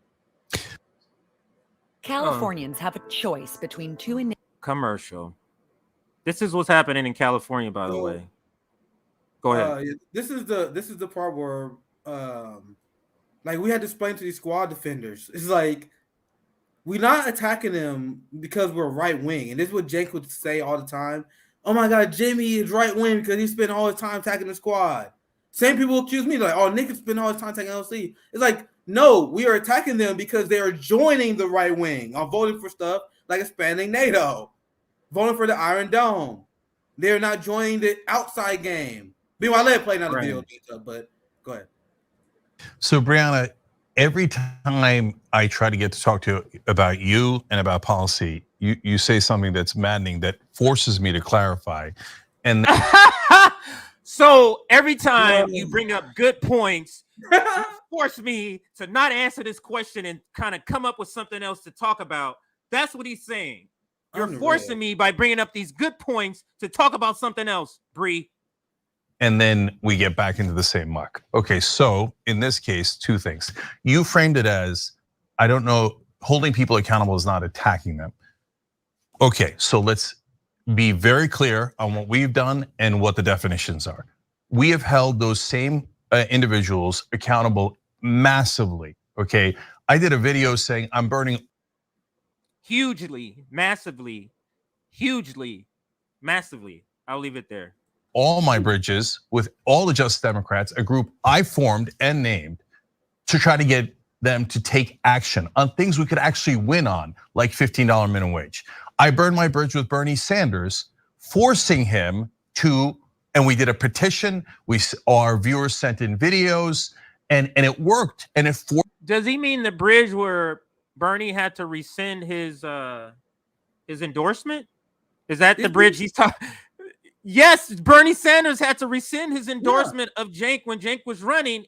Is that the bridge? Because he's now trying to make it seem like he burned the bridge to Bernie because of some lame, weak critique that he has. Because I've watched their videos. They don't critique none of these people that are. Maybe Anna yells every now and then. She yells.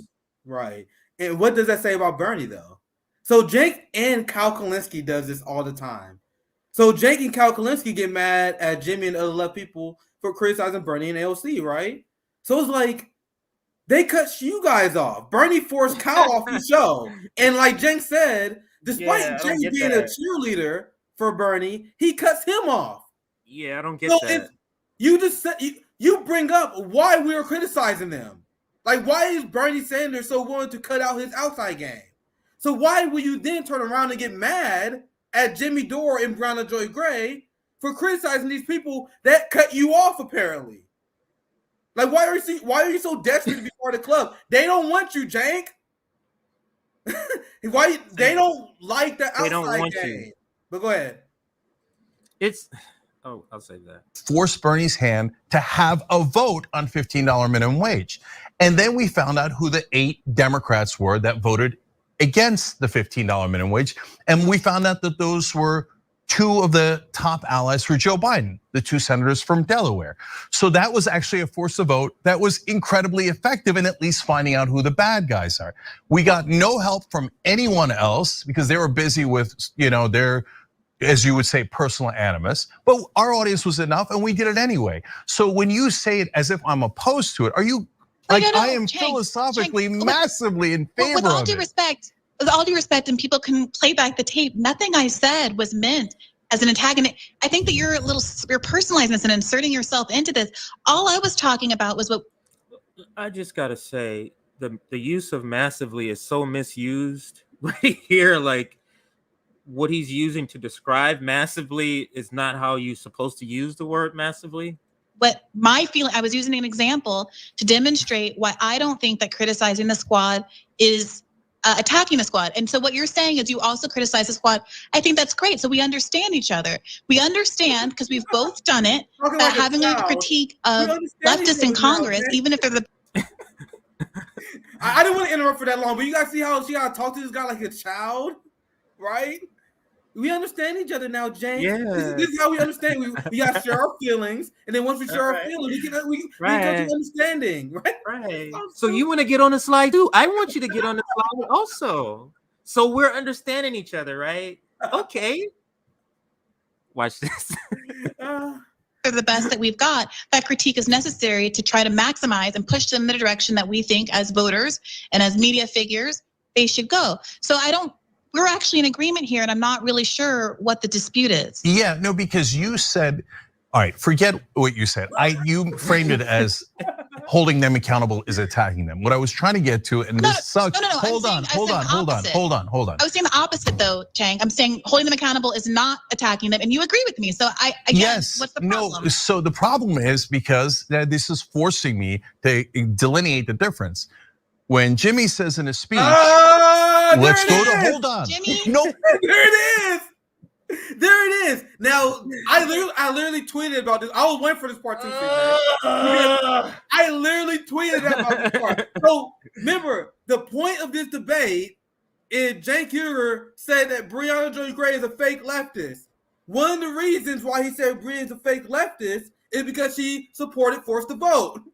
Then after Bree explains why she supported forced to vote and why she criticized progressives, she's like, Cenk is like, oh, never mind, that doesn't apply to you. Let me bring Jimmy back. Interstage right, Jimmy Dore. Interstage right, Jimmy Dore. Let's go. That's all they have on this channel, actually. No, I have to give you the distinction. I have to give you the distinction between it. I have to bring up Jimmy Dore. You don't understand. I have to bring up Jimmy Dore.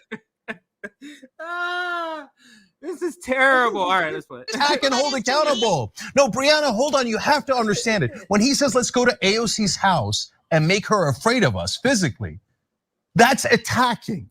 Saying, hey, we need you to have this vote. Bree's like, bruh. That's new. That's new. I didn't know that was attacking. I didn't know that part, that was attacking. It's not. Look at Bree's face. Look at Bree's face. She's like, why the fuck did I come on this shit with this motherfucker right here? Vote on $15 minimum wage because we actually think it can pass. And here's our strategy for it, is holding accountable. When Pramila Jayapal says, hey, let's decouple infrastructure build and build back better, we say, hey, no, that doesn't make any sense. You're going to lose build back better. That's holding accountable. Stating that your opinion is different than an elected official is holding them accountable. That's what he's saying. Saying that official is doing something bad directly to them, that's too much. Accountable. So there were things that were out of bounds that were attacking. So I just want to be clear with the audience and with you. Holding accountable is, we agree, is definitely not attacking. There needs to be lines that you don't cross. So if you want to be very specific, I personally do believe that protesting in front of politicians' houses is legitimate. I think it's legitimate. I think it's legitimate. But you don't say, let's go make. Now he's saying, I hear you. But you just said that is attacking, saying go to her house. That's what you just said. So this is the added part he's going to say that makes it different than going to the house. So I guess it's what you say when you're at their house. Go ahead. So make her afraid of us by going to her house. Sorry, a minute. I just want to bring up a point here.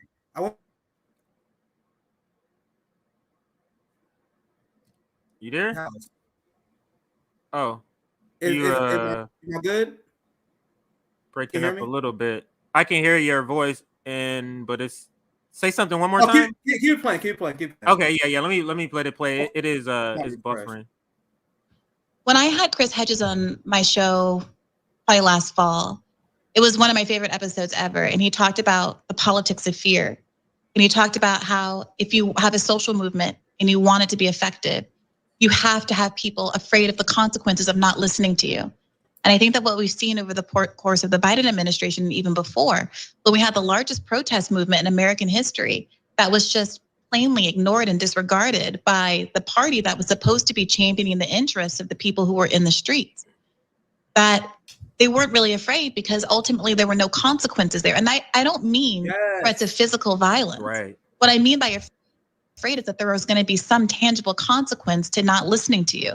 My argument in the summer of 2020 was there needed to be a credible campaign to withhold one's vote. Just some very clear popular policies were committed to by Joe Biden. I think we might live in a different world where, if that had been the case. I'd say the same thing is true now over whatever election happens in 2024 and what these midterm elections coming up. And I also think it means being willing to say Nancy Pelosi, who is the most powerful woman in Congress, person in Congress, probably the most powerful Democrat in the country, she doesn't get to be Speaker of the House if she doesn't turn over some things to the progressives. They had power to do that. And before she was in office, before she was elected, AOC said, there's no reason why Nancy Pelosi should be Speaker of the House. I wouldn't vote for Nancy to be Speaker of the House. And so something very concrete that could have happened. You say it doesn't matter if Hakeem Jeffries is Speaker. It matters to Nancy Pelosi. It matters to Nancy Pelosi. And demonstrating a willingness to actually put your money where your mouth is and deeply inconvenience the establishment of the Democratic Party is a much less performative action, I would argue, than asking Bernie Sanders to have an amendment to put a $15 minimum wage back in the bill, when we all know that taking it out of the bill was the real moment of tension point, right? Because putting it back in the bill takes 60 votes. Pulling it out only takes, voted on it in the bill takes 50 votes, which is why the parliamentarian is so crucial. David Cerruto has been talking about this because the exact same thing, as I'm sure you know, just happened with this latest inflation bill, where Bernie Sanders, again, the amendment king, is trying to get all of these things back in the bill, but Chuck Schumer is stripping them out because the parliamentarian said so, instead of just forcing a vote with them in, despite what the parliamentarian.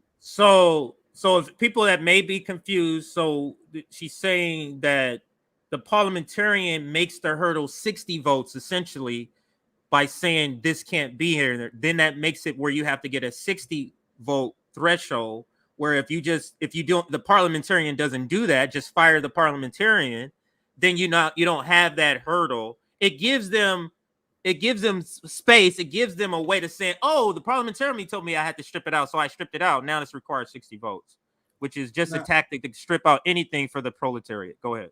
Well said, CJ. You guys see, I'll let this play for a little bit, because you said Bree is just schooling him here. Like, she sounds serious. Cenk is unserious because he doesn't know this, right? But one quick comment I will make, and then we're going to get back to the video regarding the protesting and housing. And you know that Cenk disagreed with that at first, and then Bree checked him. Is like she accidentally exposed his shit liberty. She was like, "I don't give a fuck about people protesting the house." And then Cenk called himself because he realized, like, oh shit, I just got caught defending politicians on the live stream. How you can pretend to be a leftist, defending politicians? And I want to point out, using Cenk Uygur's logic of forming alliances based on people who agree with each other temporarily.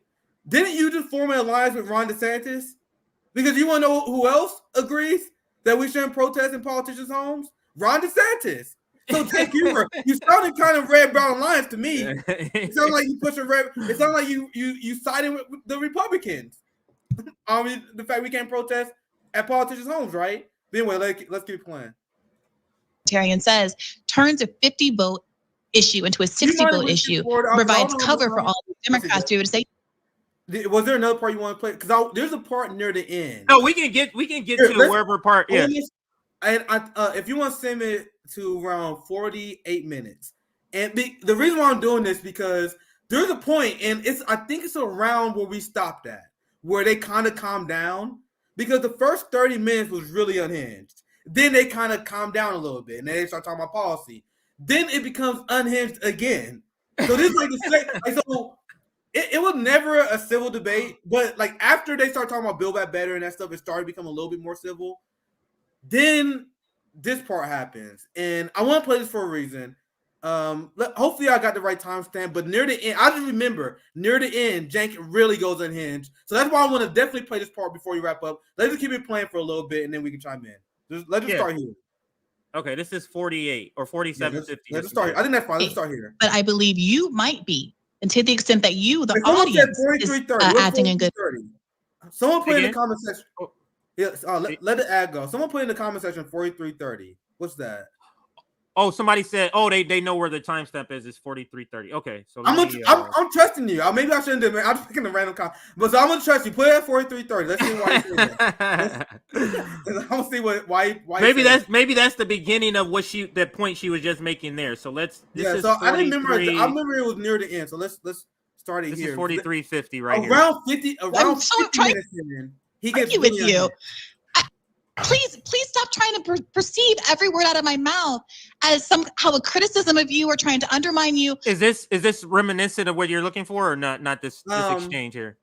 I'm sincerely trying to be here in the spirit of reparation, and it's okay. I don't necessarily feel from you right now that you have a desire to repair. It seems a little bit like point scoring, and that's, I don't know. It makes me a little sad. I don't see why there has to be this. Look, all right, Briahna, let's go to something you did recently as an example, okay? Oh, here we go.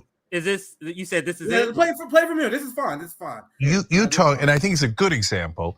So you talked about how when Marjorie Taylor Greene says defund the FBI, hey, maybe that's not such a bad point. Okay, so now that's a good place where, again, subtlety and nuance are going to be really, really important. Okay, so if I saw your segment where you were talking about, hey, look, the FBI has this terrible history of oppressing the powerless in favor of the powerful. That's totally true. We totally agree. Okay, and if you're getting agreement from the right wing, now this is important, but in an earnest way, about police reform, law enforcement reform, what did we talk about? What did I say earlier? Take yes for an answer, right? So far, okay, that's good, agreed, right? But then I think it's incumbent to clarify, but the right wing doesn't actually mean it. It's not like you're gonna get Marjorie Taylor, hold on, let me finish and then you respond. It's not like you're gonna get Marjorie Taylor Greene to go, oh my God, you're so right, we should do. So when he said this part, like, all right, Bree about to eat him up because he used the textbook straw man. No one said that. We were talking to the 3 out of 10 Republicans that was polled that said they support defunding police. We know Marjorie Taylor Greene isn't serious. And Bree's gonna explain this. We're talking to their audience. Now, there's a point, there's a very important point I want to make here. They never bring up the whether they agree or not, right? Or disagree or not. And when I covered Charles Booker and the Espionage Act, he was criticizing Rand Paul. But I was like, do you agree? Should the Espionage Act stay or not? Should it stay or not? What is your position? You guys see it always. Well, you can't say that we can't agree. We can't pretend that we agree with the right because we don't know if they really believe or not. Do you? Because they never make it clear.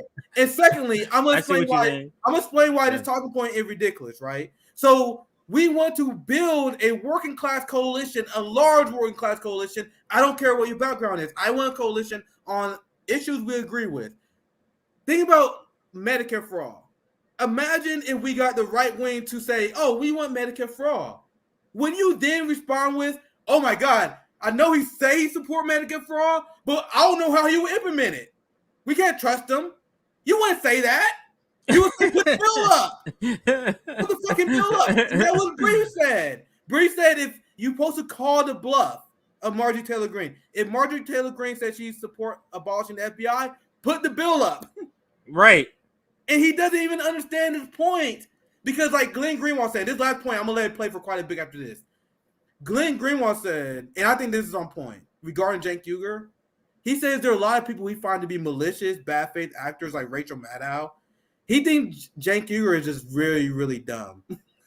like there's obviously some maliciousness in Cenk, but there's a part of him that he's just literally really, really dumb. Yeah, he is. He legitimately do not understand the argument that Bree is about to make, which is obvious to us. You don't use Marjorie Taylor. You're not going to win Marjorie Taylor Greene over. You're going to win over her ignorant supporters who are easily manipulated, who are easily influenced. Like they agree with the abolishing the FBI, but they are manipulated by Marjorie Taylor Greene. We need to tell them the real reason why it should.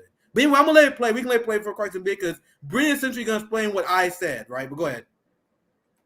You should do police reform. These cops are being so abusive towards African Americans. No, what she's trying to say is if we get in charge, we're not going to let them hold us accountable. We're going to destroy rule of law by getting rid of anyone at the FBI who doesn't agree with us politically. Don't you see that? So if you watch my clip, the first sentence and also the last paragraph is all about exactly that. So yeah, I agree. Okay, great. But then, I'm going to show a clip, a tweet of Marjorie Taylor Greene agreeing with you, and then I want to get your reaction to it. So I'm not doing this without you. We didn't do it on the show and go ha or anything like that. And in fact, I'm genuinely curious what your reaction to it. So let's look at it. He really thinks this is a got you. So here, in response to you saying Marjorie Taylor Greene is right about the FBI, she says our government has become an institution that protects and saves and serves the elites while the people suffer under the American last ruling class. We must defund the FBI, dismantle the Department of Justice, and gut the agencies of political biases and persecutions. I believe in the people. So what I see there, and I'm curious what you see, is I see English words that I agree with. That's what I see. Yes. And you wanna know what's funny, CJ? In that same segment that Briahna Joy did, she literally disses Marjorie Taylor Greene. So Briahna Joy, I saw that. Yeah, just pulled an amazing prank. She's got Marjorie Taylor Greene to quote tweet a video where Briahna Joy says that she's a bad faith actor. That's great. What's the complaint, Cenk? And I really hope we get to it because there's a point where Cenk was like, well, and this is the reason why I want to get to the point, but I just want to say it just in case we don't get to it. He literally like, yeah, I don't think we should abolish the FBI right now because it would hurt, because that would prove Trump right. We will help Trump. You guys see the real problem is he don't agree with abolishing the FBI. I know I spoiled it, but I just want to make sure that I make the point. I think this is the wrong time when he says it, but let's keep it playing. I want to try to wrap this part up unless you have anything. Yeah. We can keep playing. Is her pretending that the right wing is populist and that they're doing this on behalf of the American people. When in reality, what she's saying is, if we get back in charge, there ain't gonna be no rule of law. We're gonna take out the Department of Justice, we're gonna take out the FBI, then they're gonna run roughshod. I do not agree to that at all. So I'm curious what your take on it is. I think it's pretty funny since like millions of thousands of leftists, she also seems to have not watched the video because I doubt that she would retweet a video where she was called a broken clock who's only right twice a day and a bad faith actor. So I am a co-host at Rising, and Rising's audience is a much more conservative audience than what you have here at TYT or what I have at Bad Faith. And when you're speaking to people who are not there for you, Robbie's been on the show much longer than I have, and the audience is largely there for him. They're very libertarian in their bent. They are anti-establishment. They're frustrated with corporate parties, but they've definitely leaned right, especially on cultural issues. I find that I'm able to get more engagement with the video and more engagement with my points that I think are substantive. I spent most of my video talking about communism. Now the FBI has been an enemy of the left. To meet them where they are and say, look, the left is as concerned, nay, more concerned about the issues than the right. And here's the real people who are advocating for this and not in a self-interested way. And the point I make at the end of the video is, I don't believe Marjorie Taylor Greene is acting in good faith. But I believe you might be. And to the extent that you, the audience, is acting in good faith, here's what we should do. Come over to the left. I'm addressing conservative audiences or kind of partyless audiences, people who are quote unquote persuadable voters. I'm not doing this for Marjorie Taylor Greene's notice or interest. Yes. I'm doing because she is in fact obviously a bad faith actor, but you have to address the people who see her as acting in good faith. Right. That's comms. Just because I know her and she is a bad actor, but some of the people in the audience are people who genuinely believe what she's saying. So the point is to say, okay, let me just accept on face value that you really are into this. Let me tell you what the FBI really is, and let's develop a plan on my own turf about how to address this issue. I talked to the boys over at the Vanguard earlier today, and they raised some interesting points about how if she is able to set the agenda, her version of getting rid of the FBI is going to be all about protecting, yes, elite power, the way that the FBI has always done, and avoiding accountability. I think that's a really legitimate point. That is why instead of, I don't know, spending a long day attacking me on the internet, but I would love for leftists to. If you want to pause it, I didn't get to the exact point I wanted to cover, but I can always do another segment because I wanted to cover the part where he said that he don't support abolishing the FBI because that is what this is all about. His entire beef is because he doesn't agree with her on a policy, and then he try to make it about everything else. So I know we got our guest is waiting, and I think this was and we can come back to this. Like our guest, he's down for whatever. Like we could talk about whatever, but I mean we are going to talk about a particular video on his profile, but He's down for whatever topic. Someone said it's coming up right after this. Someone said it's coming up right after it's this. coming. Okay, so let me introduce him, and he can be a part of this last part. Right, cool. So let's bring on our guest. It is Chuck Modi. He is a journalist. He is a comrade, and he is. I mean, I will call him a freedom fighter. I will call him part of our community. I would say he's on the right side. It doesn't mean we always agree on everything, but that's okay. So here is Chuck. How you doing, Chuck? Good. Great to be here. And listen, you said it. Just flow as you are flowing, okay? Never let the agenda get in the way of a good flow.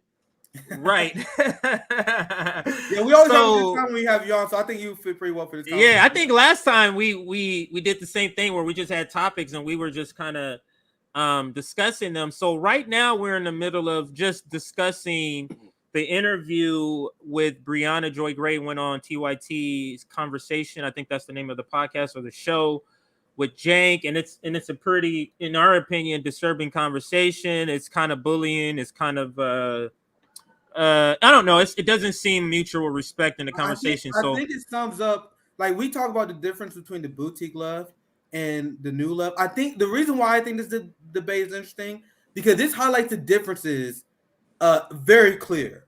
Like, you can very clearly see the giant differences where I don't know if it was even left infighting. Like, I don't think Cenk Uygur is left. That's just my personal opinion. But Chuck, I don't know how long you've been watching. You have anything you want to add? I saw the video. Cenk was being a bully. I think it was pretty self-explanatory from jump, from his opening. There wasn't a mutual respect there. And if you're going to have someone on your show as a host, you have to come with a certain amount of initial respect, which is the setting for the rest of the conversation. And it seemed to me from jump, he had an agenda not to have that respect. We've had I don't know if it was you, Nick, but you've had, I think it was you. You've had people on, and I think Nick or Chuck dropped out maybe. Oh, there he goes.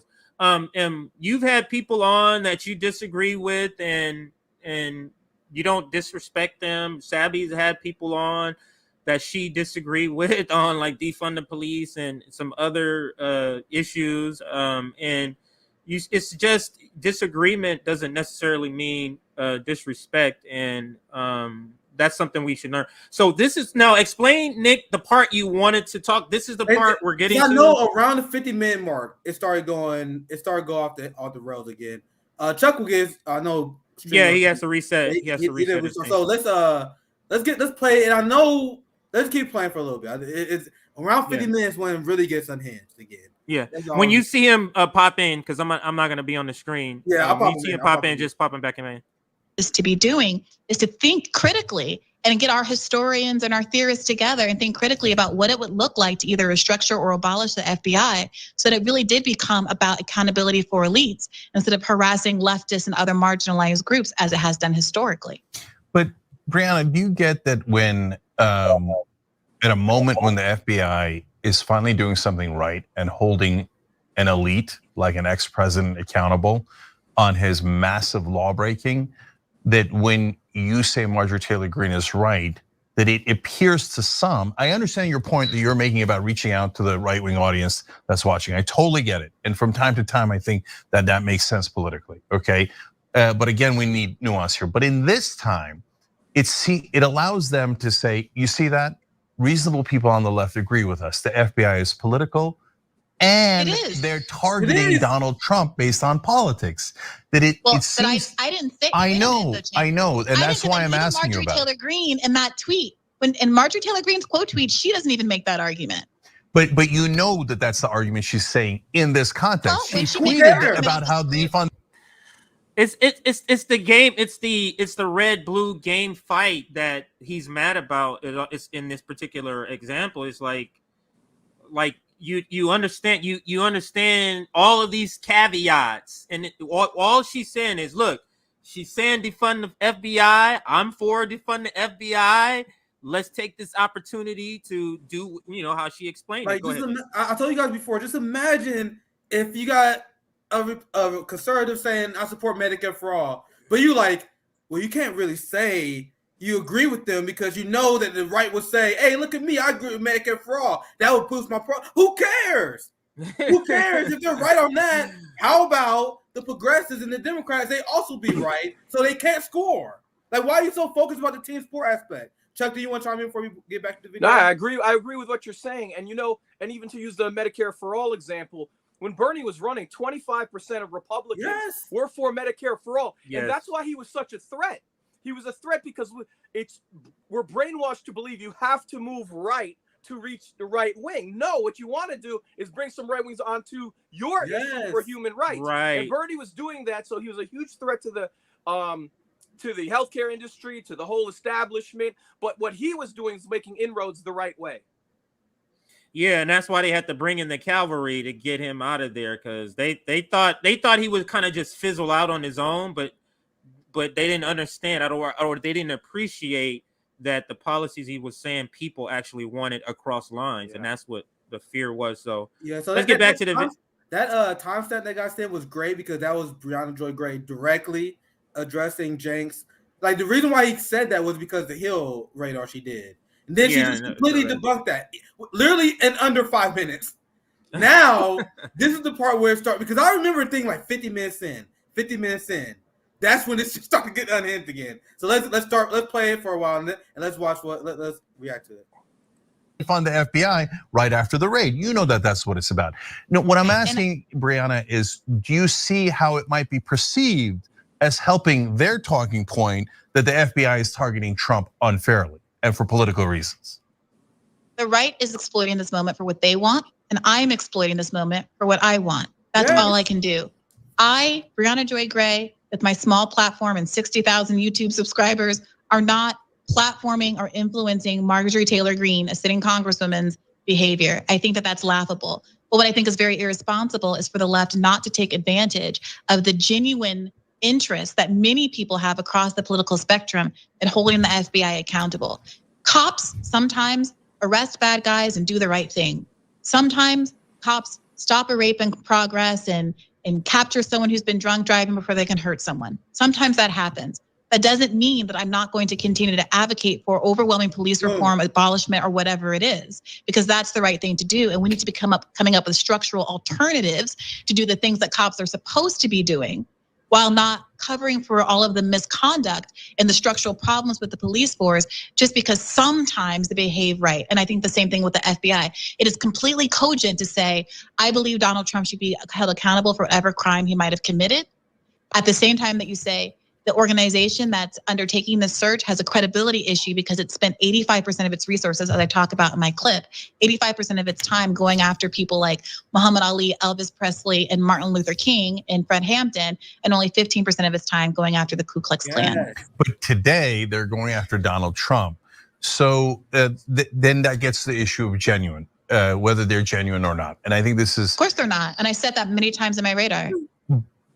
Okay, but let's break that down. And this is a good moment. This is a good thing to, I think, end on.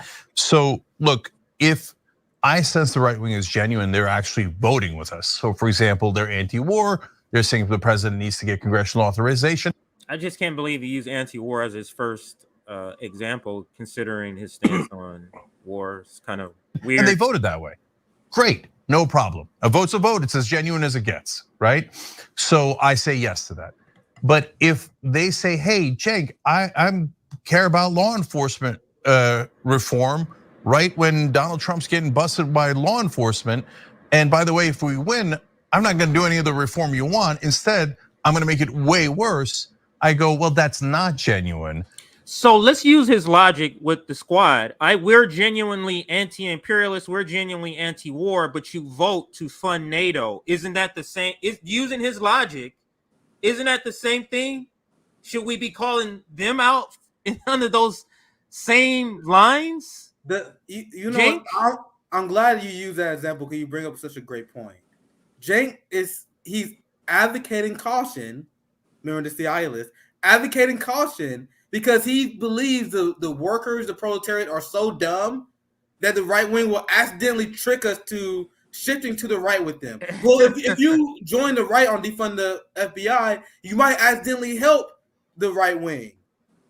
It's like And Briahna Joy Gray brings up the fact, like, bro, that would be a net win for the left.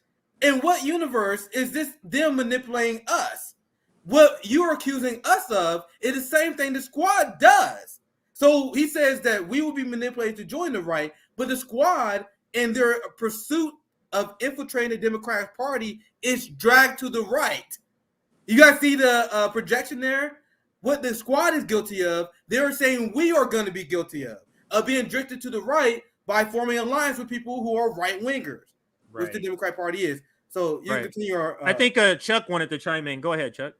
No, I think Bree's point, the money point, was MTG is exploiting them for her purposes, and the left has to exploit it for our purposes, for our turf, right?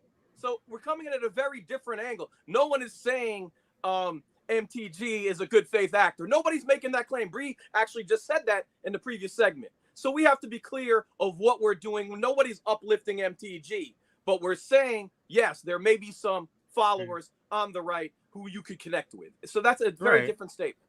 Right. I mean, it's quite, to me, it's quite clear. The people who follow her, who are reading the words, defund the police, all of these people who you know, all these Trump supporters, all these right wingers are hearing the person they like say, defund the FBI. Where have we heard this before? The left also say stuff. Yeah. So it's I'm gonna leave it there. Yeah. Go ahead. Real quick point. You guys see what I said at the very beginning of this live stream? That I think Jenkins are up to divide working class movements. So we have a potential to have people, I mean, talking about the serious people, not the politicians, but serious working class people on the right who hate the FBI because of stupid reasons, and then working class people who are serious coming together to get something done. You guys see how his goal is to immediately stop that from happening? No, we can't do that. We can't come to agreement. We're supposed to be tribal, right? Anyway, keep it rolling, TJ. And this is not a moment that I want to help them with their completely disingenuous concern about law enforcement. I think that's an excellent point. You know how I would nail them on this? Wouldn't it be incredible if in response to this moment, the left actually drafted a plan that they could vote on to actually reform the FBI in a meaningful way? Wouldn't it be incredible if instead of letting Marjorie Taylor Greene stomp and posture on the internet about this sort of thing, that we called her bluff with a piece of legislation that would actually do what the left thinks would be a good response right now, a response that creates accountability for Donald Trump, but which also cuts at the meat of some of the skepticism that the right has about whether or not the FBI can conduct an impartial investigation. That's what I would really love to see in this moment. Call her to the mat, force the vote, make her prove whether or not she is a good faith actor or a bad faith actor. I think that would be much more productive in this context than sitting around just saying online she's a bad faith actor. Well, we all know that, but the people who support her or the people who are open to having this conversation, they don't know that. And there's only one way they can know that. It's by good faith actors getting in there and actually doing what we think should be done instead of just criticizing and complaining and critiquing others. Yeah, we have a slight difference on strategy there. I would not do that vote on the FBI now because it would distract everyone and make it seem like the FBI is doing a fraudulent investigation of Trump. But I would have done the same thing on election reform. Pause. Guys, there it is. There it is. Bree just said, as a left, if you don't want the right to hijack the issue, let's put up a vote for a left bill to abolish the FBI. And Jake said, I wouldn't do that vote. So that's where he slipped out his real position. All this blustering, all this calling Briahna Joy Gray a fake leftist, all this is a smokescreen to divert from the fact that the real reason he's upset is because he do not agree with abolishing the FBI. Because his Trump derangement syndrome is so off the charts, he wants to keep this oppressive system that is meant to destroy the left, workers, black people, and other marginalized communities. He want to keep down the books, CJ. We got to keep down the books because we might get Trump. We might get Trump. So I know the FBI may set up a terrorist attack like they usually do. But this is what we addressed. This is what we addressed in another stream. And anytime, what this does is it points out how somebody who in their world, meaning in Cenk's world, is not a nice person, not a good person, not a good fake actor, is to the left of them. And it's offensive almost to liberals, to some progressives, when somebody's to the left of them, in particular, people like Marjorie Taylor Greene, when you're able to say, well, they're for defund the police. So I think that's kind of tied to sort of Cenk's reaction to Briahna Joy Gray and some of the other people he says, is that other people who are conservative or Republican leaning have some beliefs or some policy ideology that is to the left of them. And this could be one of them. And we want to call them bluff on that. We're not saying it is. We're just saying this could be. And I think that's what Bree is saying in the video, is this could be. And if they are bluffing, let's call their bluff. Let's call their bluff. And that's go ahead, Chuck. Go ahead, Nick, and then Chuck. Oh, sorry, I passed right to you, Chuck. No, go ahead. I agree. Go ahead. Yeah, that's when Cenk. No, I'll be real short. That's when Cenk said, right when Bree said call the bluff, he said, I don't think we should do that because FBI going after Trump. He Trump the random syndrome make him defend the FBI. That is where we are right now. But go ahead, Chuck. No, I'm good. Keep it flowing. I agree with what you said. I think that's the end of that video that you wanted to cover, or you wanted him to play a little more. We good. That's the point I really want to get. I think we cover a lot of substantive points of the debate. Obviously, we skipped along, but you guys should watch it. I have a guilty pleasure for these debates because they're such a shit show, and I love seeing people with like conflicting ideology clash, especially when I saw the topic. That's why I tweeted about it. I was like the first one to tweet about. I got the ball rolling on Twitter on this topic, was because I was just watching it because I was bored. I was doing some house chores. I was like, oh, let me listen to something while I do this. And then I was just wondering, like, how could Cenk defend his position? And obviously he did not. Extremely embarrassing performance by Cenk. But I have a story it's a quick story that go ahead into another video later, because I also want to get Chuck's opinion on this story as well. That's also why I want to do it. So I'll start the segment this way. So we have been calling out Jim Crow Joe as the serial liar that he is. This is the guy who said that he was arrested protesting for civil rights, even though he was a fucking segregationist at the time. Literally the exact opposite. He said he was arrested protesting apartheid with Nelson Mandela. Can you guys imagine the media reaction if Donald Trump said lies like this? And I had the audacity of being one of the people that say, how can you say Biden is better than Trump when he lies of the same magnitude and the same ferocity of Donald Trump? The media apologizes for the Democratic Party, though. And when I say the media, because there's a right-wing ecosphere that apologized for Trump. Then you had the New York Times, Washington Post, CNN, MSNBC. They apologized for Joe Biden, Democratic Party. Do you guys know? And the media in this country is such propaganda. You guys probably didn't know this. You guys know that Joe Biden is nominated for Lie of the Year. I bet you guys don't even know this. What? Because the media is dead silent about this. So I'm gonna share this. This is why I want to play this for Chuck, because I want to get Chuck's reaction to this as well. So Biden and his team has been lying about everything. I'm gonna go over one particular instance, the one that got him Lie of the Year. But remember, CJ, they were literally trying to redefine what a recession is. They're not a recession. I know that metric that we capitalists use all the time. Ignore that metric. GP, bro. Everything they've been lying about. So here's from the Hill. Biden front runner for a Lie of the Year award, as many in the media looked the other way. So what was the lie? It wasn't, and the reason why this is a Lie of the Year, because this is a big topic, the issue of inflation. Because polls show inflation is the most important issue to Americans in the midterm election. And Jim Crow Joe, during one of his press conferences, says, I just want to say a number, 0. Huh? Mr. President? What do you say? Mr. President, you're giving an address to the American people. You can't just say shit. He says, today we received news that our economy had 0 inflation for the month of July. 0%. Here's what that means. He said, while the prices of some things go up, last month, the prices of other things, they go down the same amount. The result, zero inflation. This is literally what something Trump would say. You know, you have prices, some prices go up, some prices go down.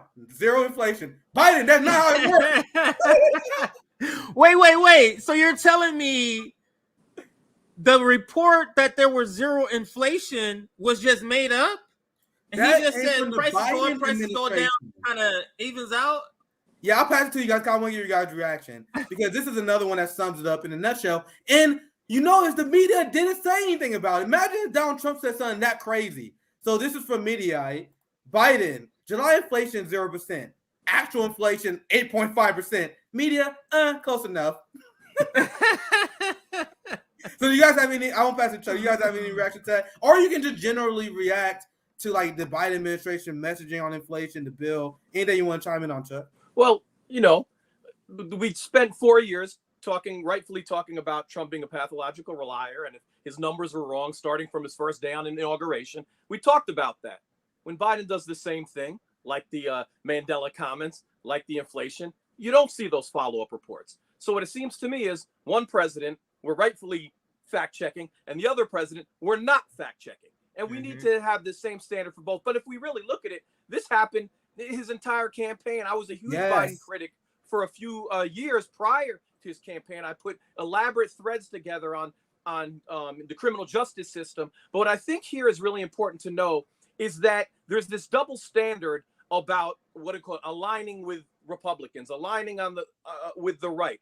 If Joe Biden aligns with the right wing on 100,000 new cops, he doesn't take a hit for it. If Joe Biden aligns with Title 42, which was put together by Stephen Miller, anti-immigration policy, he doesn't take a hit for it. When Joe Biden aligns on the military-industrial complex for billions of dollars to go away, he doesn't take a hit on it. But let you have a leftist align on any issue whatsoever with just a portion of the right wing. They say you're being white supremacist. You're aligning with white supremacists. Well, Jim Crow Joe Biden's been aligning for white supremacists for years, for decades, since being in the judiciary with Strom Thurmond to help start the mass incarceration state.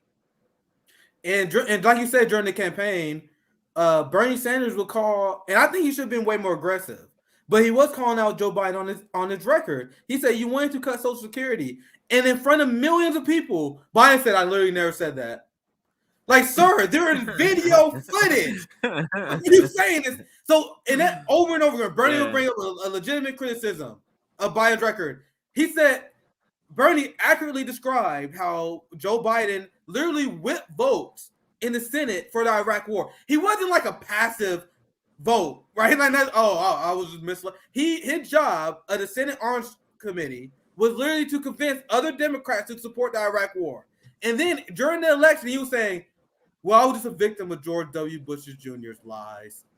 I was saying that we should be skeptical, but I made a mistake. I should have voted no. But I was saying people, I knew he was just straight up made up a false reality that never existed. In reality, him and Anthony Blinken ran trials. They ran these sham show trials. And the trials was about whether we should invade Iraq or not. And then they will invite military-industrial complex goons, weapon defense contractors, but never peace activists. And then at the end of the trial, they say, oh, we talked to a lot of experts. They all say we should invade Iraq. That was Jim Crow Joe. But then during the election, he was like, I was warning you guys, man. So Joe Biden lies all the time, just like Trump. But we live in state TV. This is the period on the segment. Like I said, very short. Other people say other countries are deeply propagandized because they got state TV. But you guys see, like, this apologizing for Jim Crow Joe. Them not talking about his lies the same way they did Donald Trump. Remember the COVID death tracker? Every month they report how many people died because of COVID under Donald Trump. Joe Biden had the vaccine. And more people died under him than under Donald Trump. And most people don't even know that. I know that COVID was here longer, but they were saying literally month per month, more people were dying under Biden and Trump. But most people don't even know that. But one thing, short story, I just want to share that. I'll probably cut that later. But CJ,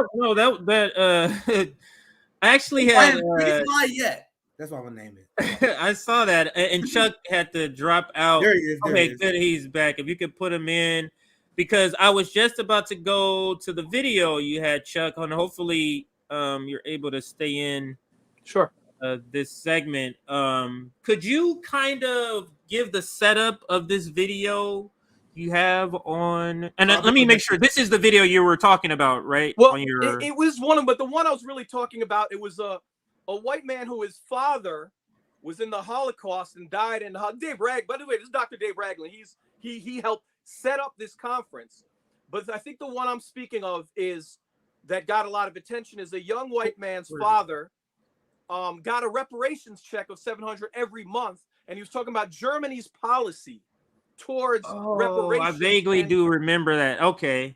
And I vaguely do, yeah, and beginning to own it. I might even have it pinned. I think this is it right here. I think this Yeah. is it right here. Yeah, Yeah. I do remember because I retweeted it for the RBN account. Okay, so this is it, and let me. One, yeah. Oh, this is the second one. Let me scroll up. Oh, it's not attached. Okay, so let me. Oh, see. I think. Oh, I have it somewhere else attached. I think I put it underneath. I can.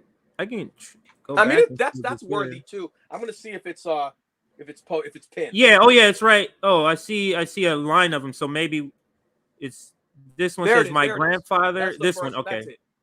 Okay. So let's start here. So now, if you can go ahead and set this one up, if you will, and then I'll play it after you kind of. The gentleman we saw earlier is Dr. David Ragland. He's out of Ferguson. I met him in Ferguson, and a couple of years ago in 2019, he had a reparations panel, and he brought a bunch of people together to talk about reparations. And one of those individuals was this young man here, whose grandfather receives a check from Germany as a reparations check. And I thought it's a really interesting point because we don't hear a lot about that, right? We don't hear a lot that other countries are dealing with reparations in a far better way, or at all, than we do here. So I guess if you roll the clip, so this is a story of a actual reparations check, reparations check. So did I spell reparation? I'm a bad speller. Yeah, I think that's right. Yeah. So let's play the video. This is the first video. Let's listen. My grandfather is a Holocaust survivor. His name is Karl Waldman. My grandfather's family is from Poland. My grandpa survived the war, but his mother and his father were killed. All four of his grandparents were killed. In Treblinka, or they're killed in the hometown of Stashev. And I grew up watching my grandfather live every day with the pain of what happened to him as a child. And my grandpa, though, receives a reparations check every month. I believe it's $700. And you know, the check does not in any way independently repair his relationship with Germany, but it does something. And I've been really moved to learn about what the German country and the German people have done to try to right the wrong of the Holocaust.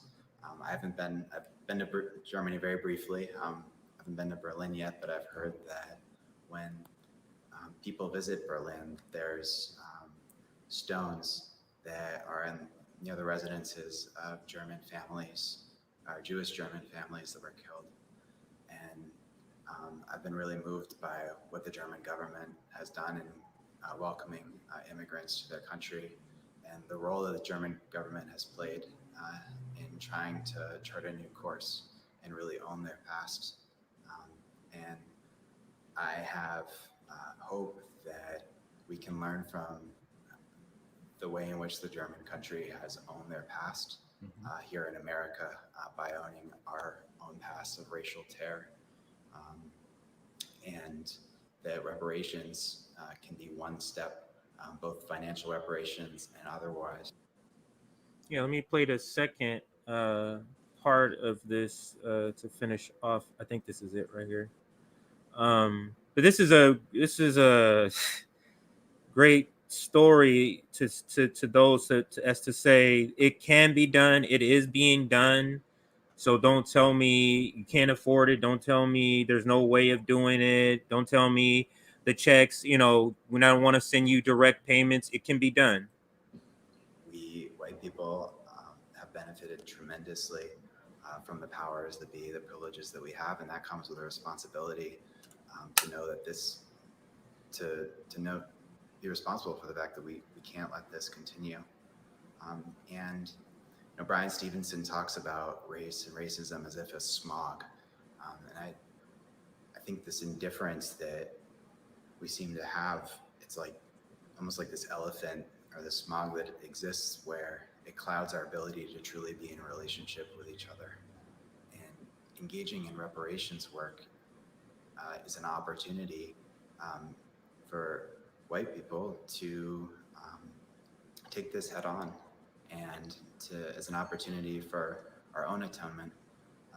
Atonement happens, I believe, in part through action, and the words "I am sorry" is an action, but so too commitment to dedicate financial resources to support the liberation of Black people could be a very monumental action. It's a way for us to cleanse our own souls as white people, and also to build, help continue to build relationships with Black people who are our friends, our neighbors, and fellow citizens. All right, thank you. And this is an interview you did yourself, you conducted? Yeah. Yourself? Yes. Yeah. As a general rule, all the interviews I ever post, I've done. Otherwise, I will frame someone else's interview. So as a general rule, if you see my interview up there, I took it. White people. Let me take that off. Sorry. Go ahead now. And yeah, I thought it was a very important story because it's an untold story, right? We have to tell the story, not just about what other countries have done, like Germany, and that's important, but we have to also tell the story from white perspective as well. And what I mean by that is, let me give you an example. A couple of years ago, YouGov did a survey, and they asked the question, do you believe that slavery has had a significant effect on the Black-white wealth gap today? And 73% of African Americans said, yes, it does. And only 16% of whites who responded said, yes, it does. Which tells me 84% of whites, if that survey is correct, have absolutely no idea about the impact of slavery. That it's more than a what's your position on reparations. We need a mass white education project to bring people together. And it's not just the Republicans here. 34% is liberals have no clue if they don't think that slavery had an impact on the white-black wealth gap. So we have to look at this as an opportunity to educate white people. Some white people are never going to come along. I get that. I get that. Oh my God, I didn't do anything. I didn't own a slave. I get that. Go away. But there's a portion that we have to talk to, and we have to educate and understand that your status today, as the young man said, I benefited, all white people benefited from slavery economically, indirectly. We have to educate and talk about that and tell the truth so we can bring those numbers up. That is such a great point, because I think honestly when you look at the massive resistance to the idea of reparations, it's mostly rooted in ignorance. There have been a lot of white comrades who I deeply appreciate who said, I didn't really know that much about reparations. I didn't think it was important. And then they saw our coverage of it. They're like, oh, okay, I see, I'm on board. Like, it's just a lot. And this is, I'll give you guys an example. And we were talking about slavery. You brought slavery. That's a good example. But there are a lot of white people, they will say stuff like, well, you wasn't a slave, so why should you get reparations? I'm like, it's way more like, even if you don't agree with the generational wealth argument that we were making, there's redlining, there's civil asset forfeiture, there's broken windows policing. You guys know civil asset forfeiture targets Black Americans at a 65% rate, and we are 13% of the population. Our state has imposed aggressive fines and fees against us, allow Wall Street to literally commit mortgage fraud, which tanked our wealth. So people just bring up slavery. Yes, slavery was a giant thing, but if you look at everything in between, the lynchings that they did that was coordinated with law enforcement, what do you think happens to white people? Please think about this. What happens to a family if your primary breadwinner is lynched? You got a mother, you got a dad, you got a father, you got 2 kids. The father is lynched. What happened to that family economically? Thousands of families were impacted by this. That is not slavery. We talking about the 1900s. Right. But then what about kidnapping? Yes. And not knowing your ancestries. What's the value of not knowing where our family's from in Africa? What's the value of our language being like? It's because they're told this one-dimensional story of slavery. Yeah, we brought them over here in some boats. They don't really even describe the boats, so maybe they think it's a cruise ship or something like that. So they brought them over here. They brought them over here in some boats, right? And they got here, and it's almost like they tell a story where they just basically worked overtime. They worked a lot, and that's it. They picked cotton, and we're not telling you what the value of all that cotton they picked and how that helped build our nation and how it helped do all this stuff. That's completely irrelevant. That's all they did. Yeah, there were a couple of rapes here and there, but nothing massive. There were a couple of hangings, and there were some people at white sheets and they burned, but that was all in the past. That has nothing to do with now. And it's the absurdity of it. But I don't, when in that poll where it says only 16%, I think if you took a lie detector test, that would be like 90% wouldn't think that, yes, we should probably give them. It's part of white culture to resist the idea of atonement to slavery, because it's an acknowledgement that your pristine America is great is all a joke. So you have to make slavery a footnote and not, this was a slave state. This wasn't a footnote. It was a slave state. The reason why we even became a superpower was because we were able to build up this value and create this production. It's no other production in production of the amount of product that slavery was able to produce. There's nothing in human history that comes close. When you're talking about the production of a society, there's nothing in human history that comes close. So it's all about denying. It's all about denying history, because it's almost like American white culture is to sugarcoat everything.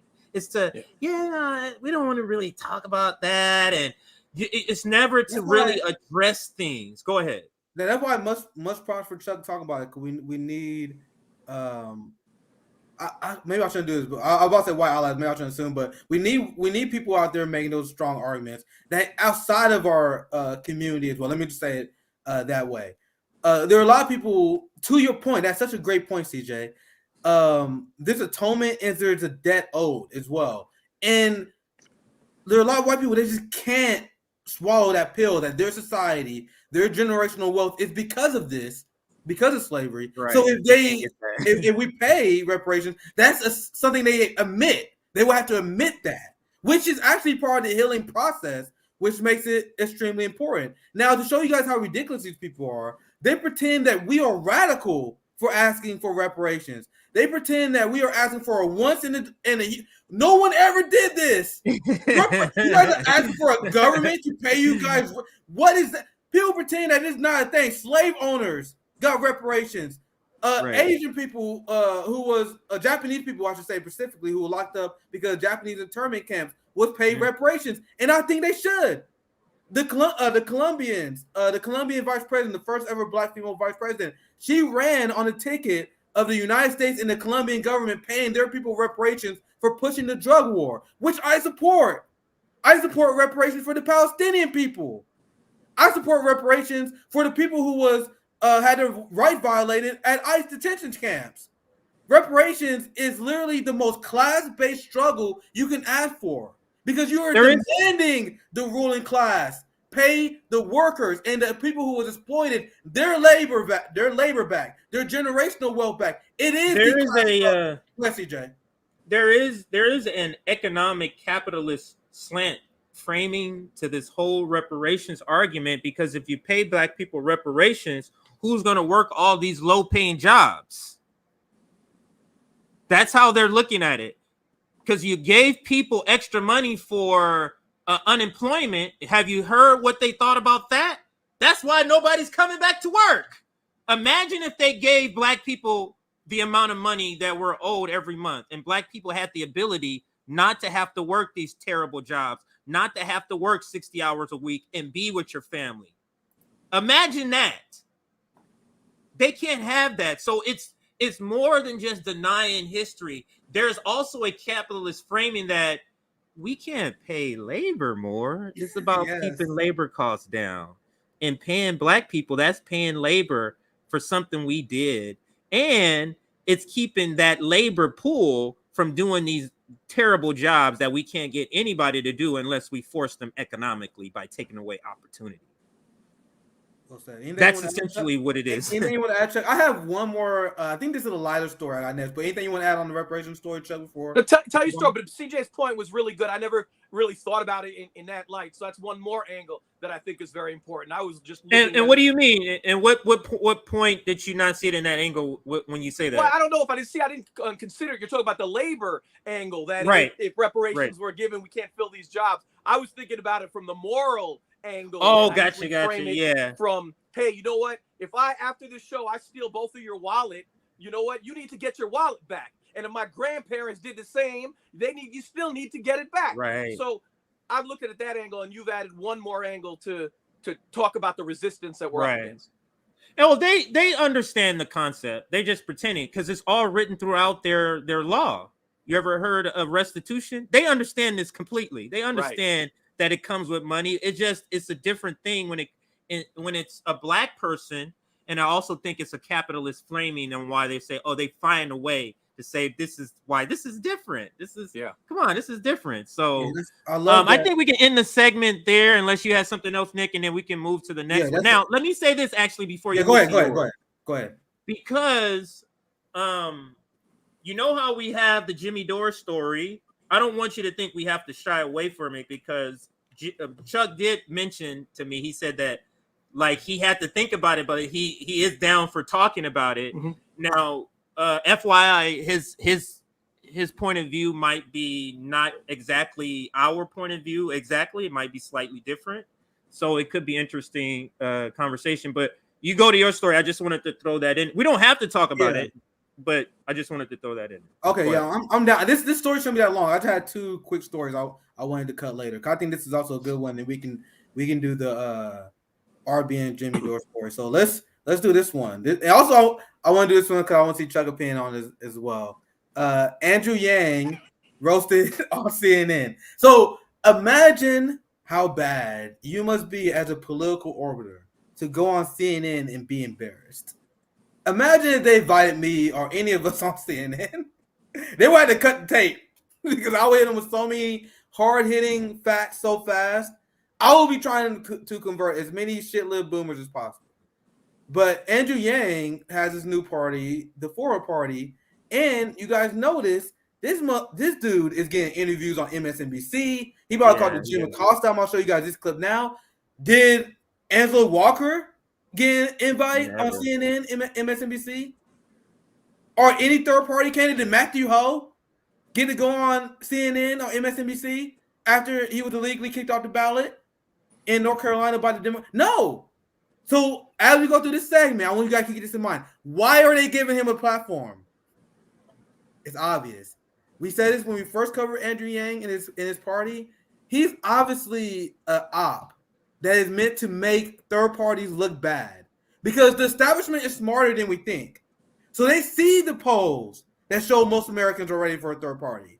They see the polls that show for the very first time in Man Month history, over 50% of the voters are now registered independent. You guys don't think they don't see that? So the best thing they can do is throw bait out there. Andrew Yang's party is a party ran by billionaires, financed by billionaires, in order to sheep herd people who want a third party into supporting Andrew Yang's party, which is why I was disappointed. It was very heartbreaking when Sabby interviewed Jesse Ventura and he fell. You guys see that interview with Jesse Ventura fell for it? Yeah. He was like, yeah, man, the Forward Party got potential. That's the point. That's the point. What Jesse Ventura fell for. So let me show you the video. I think I'll pre-fake the video enough because it's hilarious. Because Jim Acosta is a fucking weasel. And if I ever had a chance to conversation with this dude, I would expose him as the weasel he is. But Jim Acosta destroys Andrew Yang. So I let the video play because I want your guys' reaction. Because I know you guys. CJ, I don't tell you stories sometimes because I want to get your live reaction. Like I literally want to send CJ stuff sometimes just because I want to see CJ reacting to it. But anyway, let's watch the video and I want to see your guys respond. On both sides, but you're going to have to come up with policy really positions. Negative results, right? On both sides, but you're going to have to come up with policy really positions. Negative results, right? We But just Andrew, need a better system. Yeah, but Andrew, you're going to have policy positions at some point. How does the Forward Party feel about Roe versus Wade? Should it have been overturned? Well, I personally think that women's reproductive rights are fundamental human rights, but the Forward Party has not left or right, but forward stance on even the most divisive and contentious issues. Well, what does that mean? Don't you have to take a position on something? What? Pause. I want to pause it there because that part was hilarious. I rewind it again. But Jim Acosta straight up asked him, he's like, what are your opinion on the abortion issue? Then Andrew Yang gives him a bunch of bullshit. And Jim Acosta was like, what the fuck does that even mean? This is a tweet. This is what caught my attention with this tweet.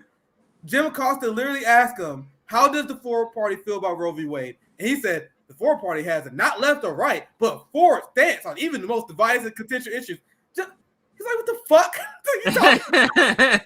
So I rewind it. I just want to respond with that one more time. And let's get to the rest of the video. Let me mute my mic here. At some point, how does the Forward Party feel about Roe versus Wade? Should it have been overturned? Well, I personally think that women's reproductive rights are fundamental human rights, but the Forward Party has not left or right, but forward stance on even the most divisive and contentious issues. Well, what does that mean? Don't you have to take a position on something? Don't you have to take a position on something? You can't just say, well, this is a hot button issue, so I'm not going to take a position on it. You know, if you want to run the country, you're going to have to make some hard decisions, Andrew. Again, the Forward Party is about that common sense consensus majority view, which is very clear on abortion. It's clear. What about guns? What about assault weapons? On climate change. It's actually clear on just about every issue under the sun. Should 18-year-olds be able to buy AR-15s? Because of the nature of our system. Should 18-year-olds be able to buy AR-15s? Again, the common sense consensus majority is that there should be some rules around background checks and access to firearms. But we're not getting any of these things, Jim, because the two-party system does not need to deliver. But it doesn't sound like you're taking any hard positions. It sounds like you're trade power. It sounds like you're sort of a fill-in-the-blank party. If somebody wants a party with no clear policy positions, you're it. But unfortunately, in the real world, you have to take a position on something. Well, we're for the common sense consensus. What? So that's obviously that's the constructed talking point. Common sense consensus, using all the words to try to catch everybody they can get. Right? Go ahead. I'll frame it this way. And I'll pass it to Chuck. But imagine how bad of a political party and of a messaging campaign you have when you have CNN of all people is begging you to discuss policy. CNN, who hates discussing policy, is like, Andrew Yang, please give me one policy. And you can't do it. So I want to talk to Chuck. Like, what are your general thoughts on? I mean, I saw the clip before, and I was rolling my eyes the first time. Okay, essentially what Andrew Yang is saying is we're going to take a poll on every position. And if 52% of people think this way, then that's the position the Forward Party is going to have. What? And if we did this poll in 1860 and the majority of people wanted slavery, we'd want slavery too, because we're the Forward Party. It's absurd. It's ridiculous. He's a hustler. He has no opinions. His only personal ambition is to keep running for office the rest of his life. Because let's face it, running for office is kind of a sweet gig. As long as the Yang Gang are going to keep giving you money, just keep going on stumps and keep talking BS. Yeah, because I'm trying to get what exactly, this is like his fourth thing, is it? Fifth thing? Like he was a CNN person. Then he did something else, and then I'm gonna be then I'm gonna run for office. It's like he just going from one thing to the other. Go ahead. He doesn't want to work. He doesn't want to have a regular job. Yeah, this is that's what grifting looks like, right? He's taking billionaire money in order to give illusion of a third party. So remember, now go back to the question I asked you guys before and begin this clip in this segment. Why do they invite Andrew Yang on? Why not Jill Stein to talk about third parties? Why not Angela Walker? I know we got a ton of disagreement with Howie Hawkins on the show, but I still maintain Angela Walker was pretty. Yeah, it would have been, but Howie Walker I would have preferred than even Howie Hawkins would be way better than that. He would have been better than this. Yeah. So they want to convince people that the third party option is Andrew Yang. So I know this. I'm not saying this is fact because it's more theory. But Andrew Yang is a plant by the establishment. He's supposed to go out there on CNN and make an ass of himself. Because the impression that CNN and MSNBC is trying to give is that this is the third party option. If you support third party, you're not serious. Remember the Ro Khanna video when he was asked about third parties by Sabby? And then he said, oh, we can't support third parties. They're ran by billionaires and unserious people. You guys see this? This is why I wanted to cover this. They want people to conflate the fourth party with third party. Is that not the case? So that's all. Let me put an end cap and I'll give it to you, Chuck. But you got it. You can finish this segment. Yeah, on this segment, Andrew. What I just don't get what exactly this forward party, because how is it different than the Democratic or Republican Party if it's only Democrats and Republicans that's forming it? That's the part I'm not clearly understanding. And to your point, Nick, it does seem, if it's not a psyop, it seems very weird that a professional institution like CNN hasn't done their research on Andrew Yang before they bring him in an interview to know that he has no answers to what's going on. It's weird for a multi-billion-dollar company like CNN to bring him on and he don't have a reason. It's weird for him to not be prepared with policy unless you're intentionally trying to look buffoonish, unless you're intentionally trying to make them look buffoonish. I can't understand what this is about. You know what I mean? And as Andrew Yang, this is not the first time people are questioning you on policy about this. This is like his 5th interview. So why don't you have an answer unless it's purposeful that you don't want to have an answer about this? And maybe that's to your point, Nick. But I don't have any proof, but that's just a theory, and that's just based on what I see. It's just a theory. That's he out there like Andrew Yang when he was whether you agree or not, he out there was like let's do UBI. Let's legalize drugs. And as a martial artist, there was a lot of people in the MMA community that liked him because he was talking about fighter pay. He was talking about how contractors are manipulated and exploited by the capitalist system. So he was extremely too far right to my liking, but he used to talk about policy. How you made your name on UBI and now you dropped it? You guys think that's legitimate? I don't think that's legitimate. I don't have to give them benefit of the doubt. Like, why should I? Anyway, I got time for one more segment. Whatever segment you want to do? Yeah, this is where I was going to ask Chuck. I don't know how long, but we've reached the 60-minute mark. We pretty typical. So if you need to check out Chuck, but no, I'm fine. Go ahead. Okay, because we're gonna go to the Jimmy Dore video. This is gonna be interesting. But let's hear what is your take on the situation that's happening with Jimmy Dore and Nina Turner, like outside looking in, not to say that you even seen some of our tweets or anything, but what is your take on everything before we get to the Jimmy Dore response video? Okay, I think a number of viewers are going to disagree with me on this, but that's cool. That's why we talk it through. We could all agree to abolish the FBI. We could all agree on that. We're all on the same page. Where I think I differ from a lot of leftists is that I think Jimmy Dore wronged Nina Turner. And here's why. As a leftist, nobody gets their words repurposed more than leftists. It's like I could tweet something about why are we sending money to Ukraine when we can end homelessness? And they'll be like, why are you defending Putin? Why are you defending Putin? I'm like, I never said that. I never said that. And to some degree, I think Jimmy Dore did that to Nina. Nina had a tweet on White Ring of Hypocrisy, and he was like, why are you cheering the FBI, right? And I kind of felt that feeling for her. I felt she repurposed her words, and then came the avalanche, not on what she actually said, but on what Jimmy repurposed. And then part of that avalanche, which made me cringe as a white person a little bit, is all these people lecturing her about the FBI and the Black Panthers and Martin Luther King and COINTELPRO. Like, don't you think Nina Turner knows about all that? I'm going to assume Nina Turner knows about that. So now there's a part of that avalanche is racial condescension. So the intent may not have been anti-Black, but in my estimation, the impact of what came Nina's way was anti-Black. And I think we have to have that impact part of the conversation. And what Nina did was like, Nina's not Michelle Obama. We go low if they go, we go high if they go low. Nina's like, I'm punching back. Okay? Nina's like, let's roll. Boom. And I think that's what happened, in my opinion. Yeah, that's yeah. I don't. That's actually what we were saying too, Nick. At least I said this, and you sort of said this, is that I didn't agree that Jimmy Dore, that was the best tweet to even go after. I didn't see her tweet the way he saw her tweet.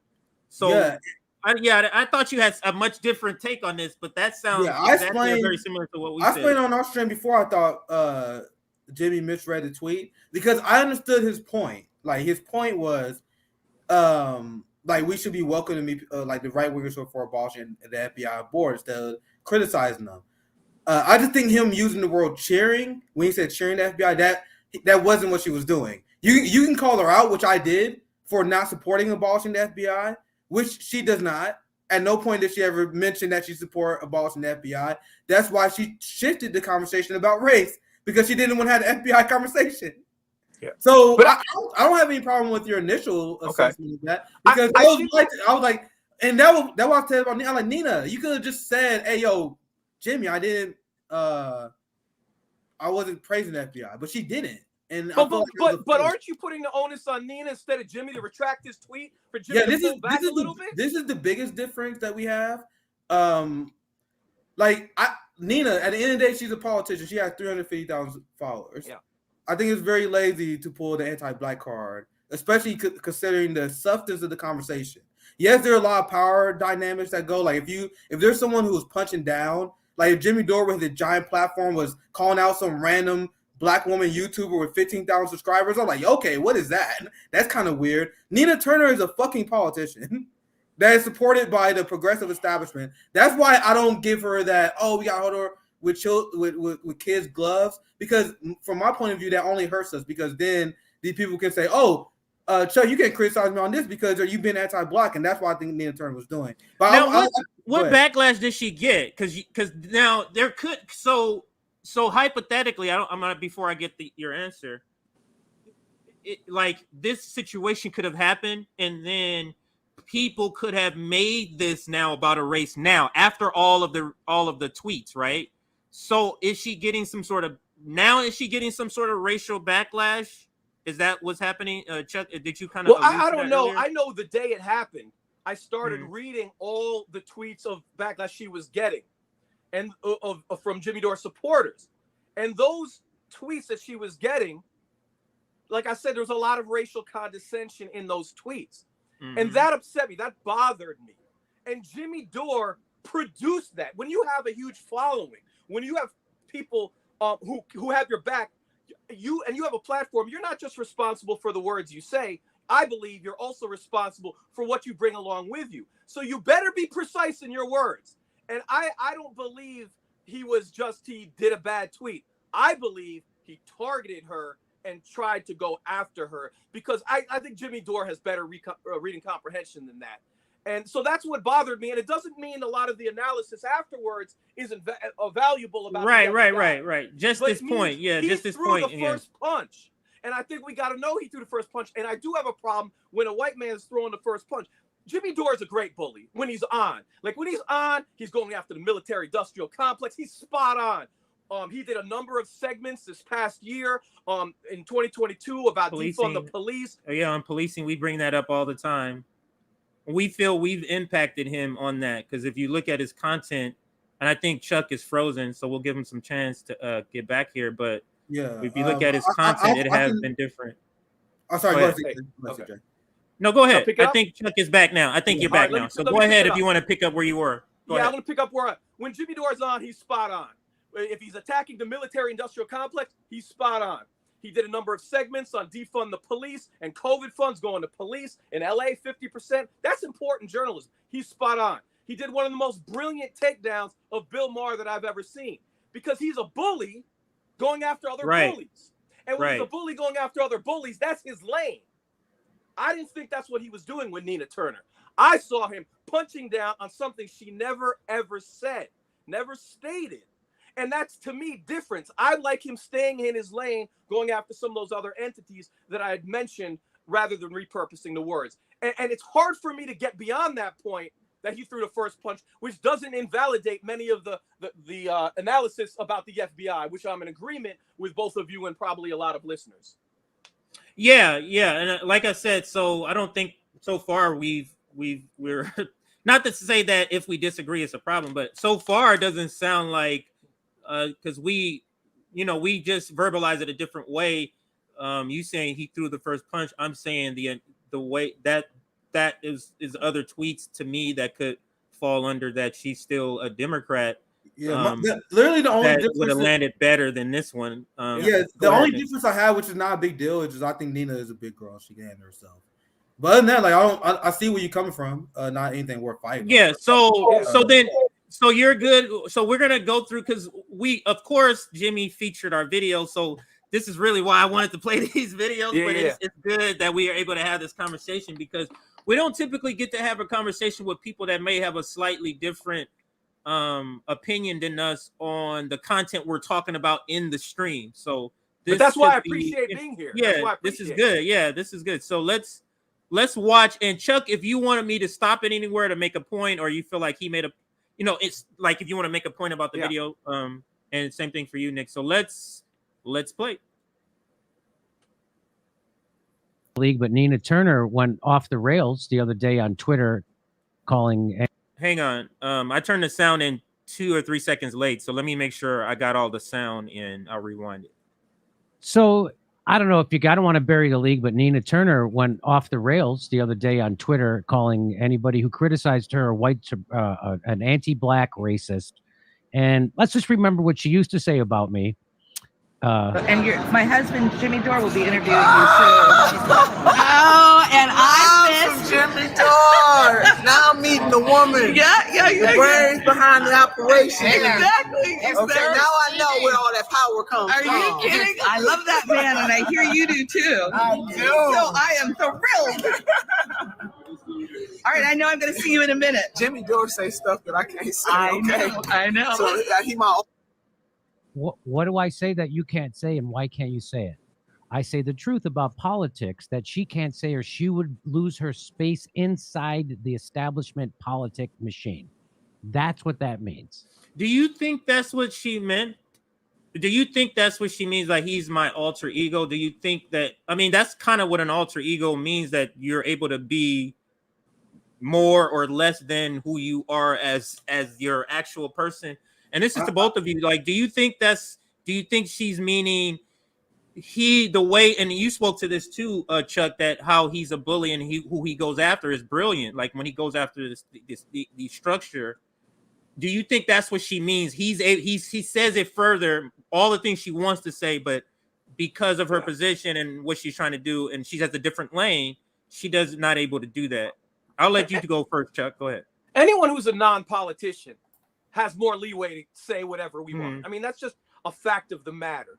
And I do try to use a lens of someone who's a politician. So even within a political sphere, Nina Turner will say, I'm for reparations. I've covered protests where there was no one there but radical black activists. There was earlier this year about a canceled student debt, and Nina Turner was the only politician there a few times. So I think within her space, she goes pretty far. But is Jimmy right? Of course, that we could speak and we could say things because we don't have the burden of trying to win a majority votes of a place. And that, we don't have to soften anything we say. So of course he's right, but I would say that's true of anybody who's not running for office. Yeah.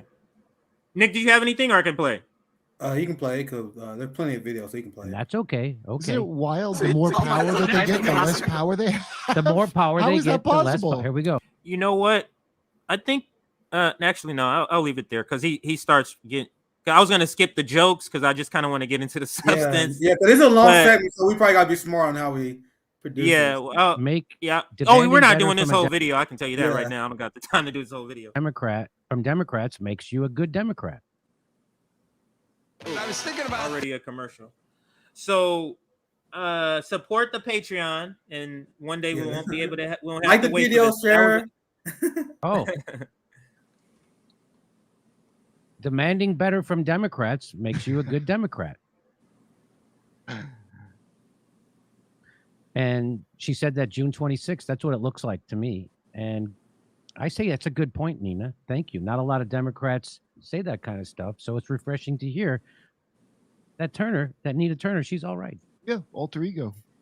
But then, if you look at this video, when we actually did that, when we actually demanded more from Democrats and we asked them to force a vote for Medicare for all in the middle of a deadly pandemic on the floor of the House when they had the leverage to do it, and they didn't. And they made bullshit excuses, and they haven't done anything. They haven't used the squad has the ability to force votes, and they haven't done it once. They haven't done it for the minimum wage. They haven't done it for they haven't done it for Medicare for all. They haven't done it for marijuana. They haven't done it for anything. They're not using their power. And so we decided to pressure them to use their power, and they didn't, and they lied. And then she gaslit us and lied and protected politicians. You want to see it? Here she is protecting politicians and shitting on activists. It's okay to be disappointed, but the squad is ultimately the best that we have in terms of being able to push an agenda. And what that means is and what that means is we're not going to get an agenda. That's what that means. Because they're not pushing anything. They're rolling over for the establishment at nuclear speeds. Means I hope you don't eat insulin cheap. Yeah, here we go. that you might not always agree with the methods. I need people to understand that when you are on the inside, it doesn't mean that you are selling out. I know they've getting a lot of pressure, but they are the ones up there holding it down. Holding what down? I've seen a million people. I'm going to stop it here and fast forward a bit. I want to play that part about Nina talking because I wanted to get your response, Chuck and Nick, to that. Yeah. So what I'm like, go ahead. Yeah. So we seen that video from Nina many times. That video was very hard to watch, and that video is when a lot of people start raising their eyebrows at Nina because there are a lot of us that wasn't like, I remember at the time, like I wasn't really willing to go after Nina that much. Then that interview came out. I'm like, come on, what? But anyway, I want to get Chuck. I want to get your pen. I want to get you in there. So like, as somebody who's political and as somebody who's covers activism in the street, we could argue of on something she swayed too far that way. We can do that, and that would be accurate. But I don't believe that she's shitting on activists because she joins activists in the street. So she has these sort of two spaces. She did it this year, earlier. Like I said, the only person there. And then I've been to another. There was a time. Remember, Pelosi was going after Ilhan, trying to censor her on the floor because she told some truth about Israel, and there was a small group there, and Angela Davis even came down, and others came down, and no politician really joined us to defend Ilhan at that moment. And at that moment, that was very early on, and she came out there and she came to support. And what I will say this, and there were a lot of activists there in the DC community. I'll say this: yes, we could critique things that she goes far on, but she does come stand with the activists in ways other politicians do not. She does take stances that marginalize her. So when I have my assessment, I include all of that. And I guess, and people will disagree with me because of that, I do extend her a line of credit that maybe others may not if they didn't know that she's out here in the street sometimes. I'm probably more charitable. The only pushback I will give to that is, like, you see the squad and Nina Turner in the streets. They're in the streets for DNC approved actions. Like when we asked for her support for the March for Medicare for All and Julian Assange actions to end the Ukraine war, she's not there. So I hear what you're saying, and it's a at least it's better that she's out there in the street instead of like someone like Nancy Pelosi. But we should demand that these people use their only power, which is the outside game. No, I think both of you are making a point. You're making a point that Nina Turner is doing some activism, and Nick is also making a point that some of the topics that the activism is for, student loan debt in particular, is an approved activism thing. Like when you talking about the war, when get to war, get to the unhoused, get to the police state, like it has to be a topic that the establishment really doesn't want you to do. What about reparations? Let me throw that out. What are you, well, reparations is an approved topic to talk about now. Did she run on reparations? I'm literally asking. Did she run on reparations? Like I'm talking about like Palestinian, like Palestine, Israel, like defund the police, like defund. That's for me. For me. So I get it, and I think both of you make a point.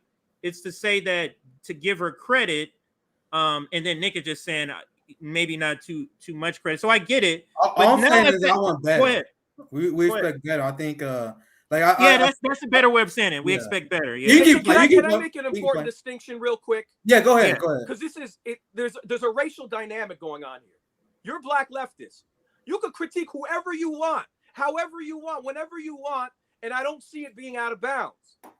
When white leftists, and I hold myself to this, I modify and I'm a little more measured when I go after and critique a black politician. And here's why. When you do that, and like I said, when Jimmy Dore does that, you bring a segment with you. You bring a segment with you that maybe not critiquing quite for the same reasons you're with you, but there's a racial dynamic to it. Like when I say I saw those posts that were lecturing her, which were racially patronizing on the FBI and Fred Hampton, I felt he brought that with him, and you have to be responsible for it. So my critique is going to be more factual in nature. It's going to be less vitriolic in nature. That's specifically for white people. And I think you have to have that measured critique. And this is the last thing I'll end on. So it's not that critiques against squad members are wrong a lot of times. But when Bernie Sanders and members of squad make the same bad vote, and in my opinion, the squad members are getting more heat, more vitriol, more backlash, me as a white person saying something is wrong here. Why aren't we punching at Bernie, who has the most cover, who has the most power, in a position to take it more? And I'm saying that so from a white leftist perspective, I'm starting with Bernie. I'm punching Bernie because Bernie removed his cover. And when he removed his cover away from the squad members, he left them hanging on their own to be called traitors, to lose their next election. Bernie removed his cover, so I got more heat for Bernie. I think that's all I'm saying. I have to wrestle with this racial dynamic, even though the critique is correct. Yeah, what you just described is the same reason why I go after Nina. Why I go after you, because I literally explained this many times on a recent live stream. And Obama too. That like it's upon, especially like if you're a black leftist, you should be holding Nina Turner accountable. You should be holding Charles Booker accountable. That's the same reason why, like, I was like, people got mad at me when I was calling out Barack Obama back in the day. They was like, how can you betray Barack Obama? He's your first black president. And I'm like, I'm going hard against Barack Obama because he's the first black president. So I personally think, like, I'll tell you, I always share our disagreement. We don't have to rehash it, but I think politicians should just develop tough skin. But I understand the conflict that you're coming from. And as a black leftist, I always just try to hold my people accountable. I attack anyone, but I definitely see where you're coming from. But I'm not trying to do this at all, but I see the 2 points, and I see them as this. I get what you're saying. White leftists have to be mindful of the critique of black leftists. I don't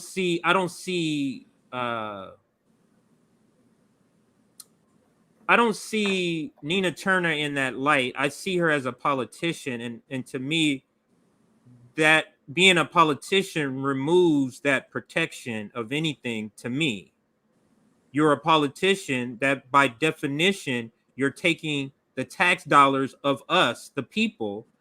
So your critique it's almost like a duty to critique. So that's the reason why, for me, I don't necessarily would apply that standard, because she's a politician. In the same way I wouldn't apply a standard to a black cop that I would apply to a black person who's not a cop. It's like a different standard, like that doesn't, it just simply doesn't necessarily apply for me. Yeah. So but let's get into the meat and potatoes, because I do got to end the stream not in maybe another 20 minutes or so. Yeah, we also got a lot of super chats, and I don't want to disrespect them, so we also got to have time. Yeah, and we got to get to those super chats. But let's at least get to where he gets to our video. So yeah, I was about to say that. I was about to say that.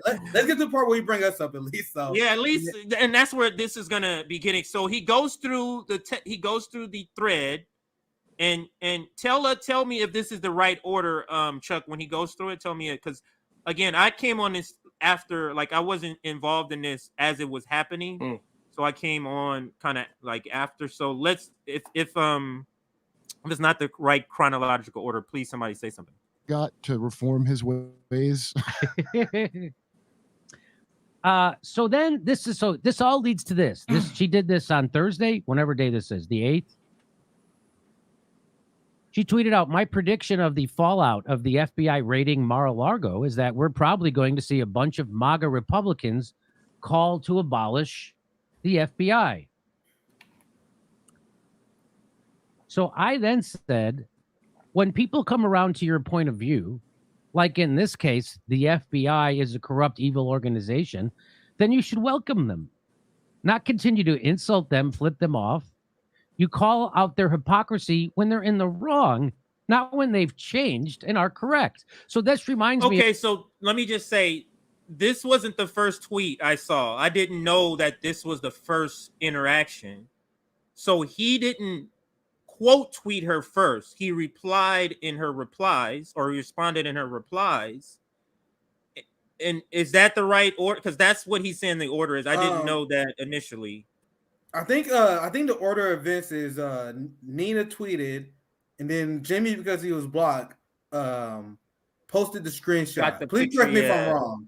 And then that eventually led to this entire dialogue. Okay, so then I got that correct. I don't know what order of event this particular tweet came from. I think it was during the entire conversation, but I think it was after the whole conversation was started, when people was like, it had to be, because he's blocked. In order for him to be able to reply with her name being here, it means that the quote tweet had to be sent out, or a tweet where they were both copied had to be sent out first. So I guess that makes sense. All right, so let's listen. Reminds me of when someone said on Twitter, hey, what do we do when Trumpers want to join our union?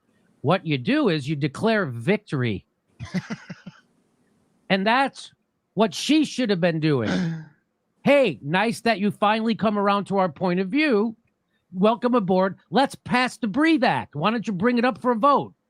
Like how I said to Anna Kasparian when now, she got can I add on anything where I said, disagree welcome with? Aboard. Yeah, go ahead. So I'm gonna add something I actually disagree with, because I feel like this is a little bit of civility politics here, because Nina is essentially did what I did, where, like, sometimes in order to drive people to your position, you got to blatantly point out where they're being hypocritical, right? Well, I said literally the same thing, where I said, yo, if you're on the right, even for abolishing the FBI now, where was that energy when the FBI is raiding black socialists?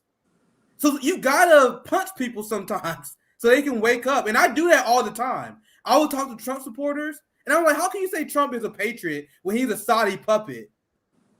I will literally call out their hypocrisy aggressively, because sometimes that's the only way you can reach people.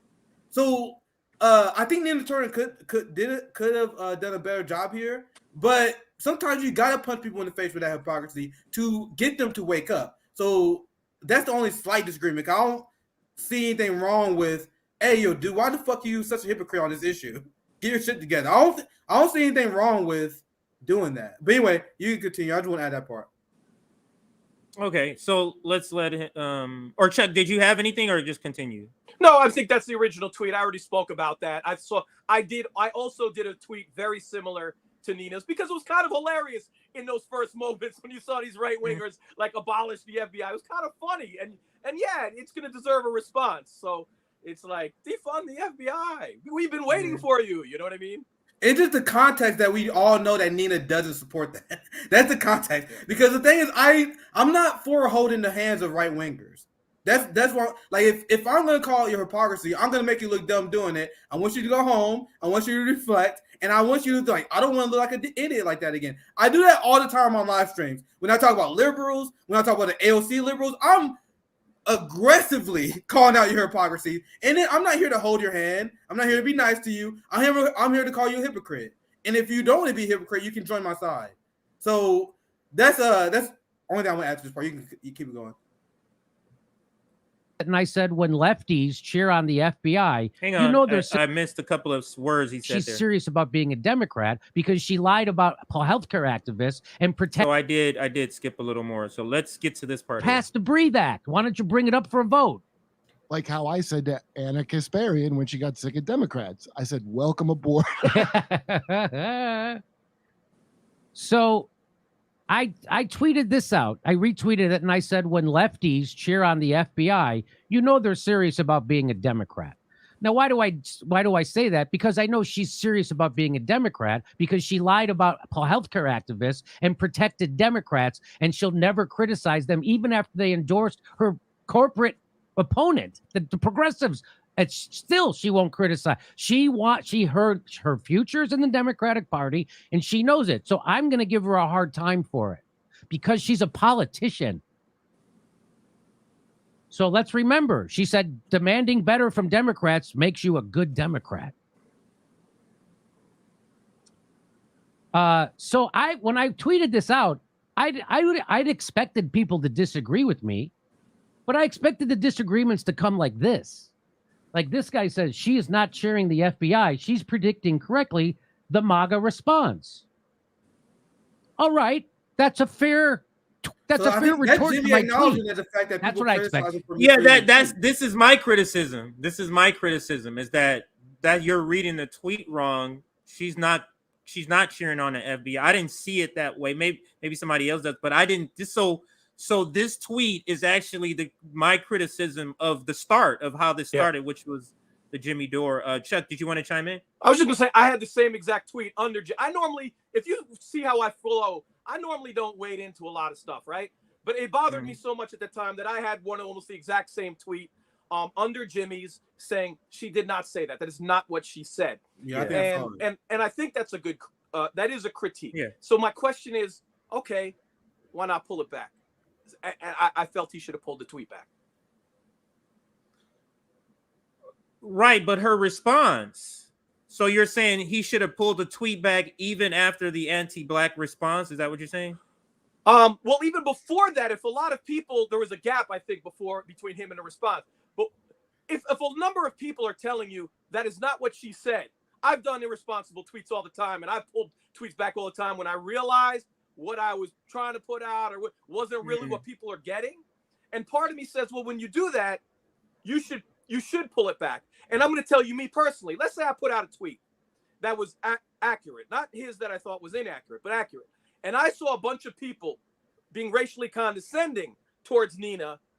I would say, you know what? I produced that indirect harm, even though I didn't mean it. If not one or two or three people, it was like 100. You know what I mean? I'm going to pull back my tweet because I don't want to reproduce any more of that racial condescension. That's what I would do. But, you know, Jimmy has never pulled back in his life. Jimmy is just all forward. Jimmy doubles down, triples down. So I'm just telling you my perspective of why I feel that way. Absolutely. Okay. So that's a good point. So let's continue. But he does acknowledge here, this is a fair point to respond this way. So he does acknowledge that, hey, this is a fair response. Expected her to do. And this guy says, fair enough, but why aren't people on the left saying that? That's exactly my point. Nina Turner's not calling for the defunding of the FBI because she's a cop. She sits on a cop board. And she doesn't agree with that, defunding the FBI. So she tries to use the politics of division once again, instead of joining someone who's come around to your point of view. So that's what I thought. That's the kind of pushback I thought I would get on that tweet, which is a legitimate pushback. And then that's also legitimate. Then why aren't lefties saying it? So it gets to the good part. That's why they place. It's so funny how they know where to strategically place an ad where they know heightened response is about to come. He then calls me racist. Capitalism. She then I'm not making this up. She says when Jimmy Dore knocks a black progressive woman for pointing out conservatives' hypocrisy when it comes to the FBI, you know he's serious about being anti-black. The anti-black part comes from. And that's why I'm going to pause this here. So, to me, if this is the order it came, again, because I don't know, I haven't looked up the stream, but if this is the order where he sends this, and her very next response is this is to me where this goes. This is to me where this goes off the rails. Yeah. Because just simply not putting the word anti-black changes this whole thing. And she doesn't have like just don't put anti-black in it. Like, because this is before all the responses, all the people coming after her, before all of that. To me, if you could just say protecting conservatives, this is where it kind of go ahead, Nick. What were you gonna say? Go ahead. We just played that video where Cenk Uygur say he don't agree with abolishing the FBI because that would help Trump, and I believe that's Nina's position as well, and that's why she went to the racial attacks. Well, I think that was very low, right? So we just talk about some things that Jamie could did better in terms of communicating this. So Nina could literally just simply respond with the fact that, hey, Jimmy, I know the FBI gone after the black. She literally says it later down in the tweet thread. Why didn't you lead with that? Like, you could ignore all the other bullshit. Just say, as a black woman, I know the FBI has gone after the Black Panthers, MLK. I am against it as an institution. I'm just calling out conservative hypocrisy. If she responded like that, there's literally no story. There's no story. Then Jimmy can respond or not. If he does, I think he's in the wrong at that point.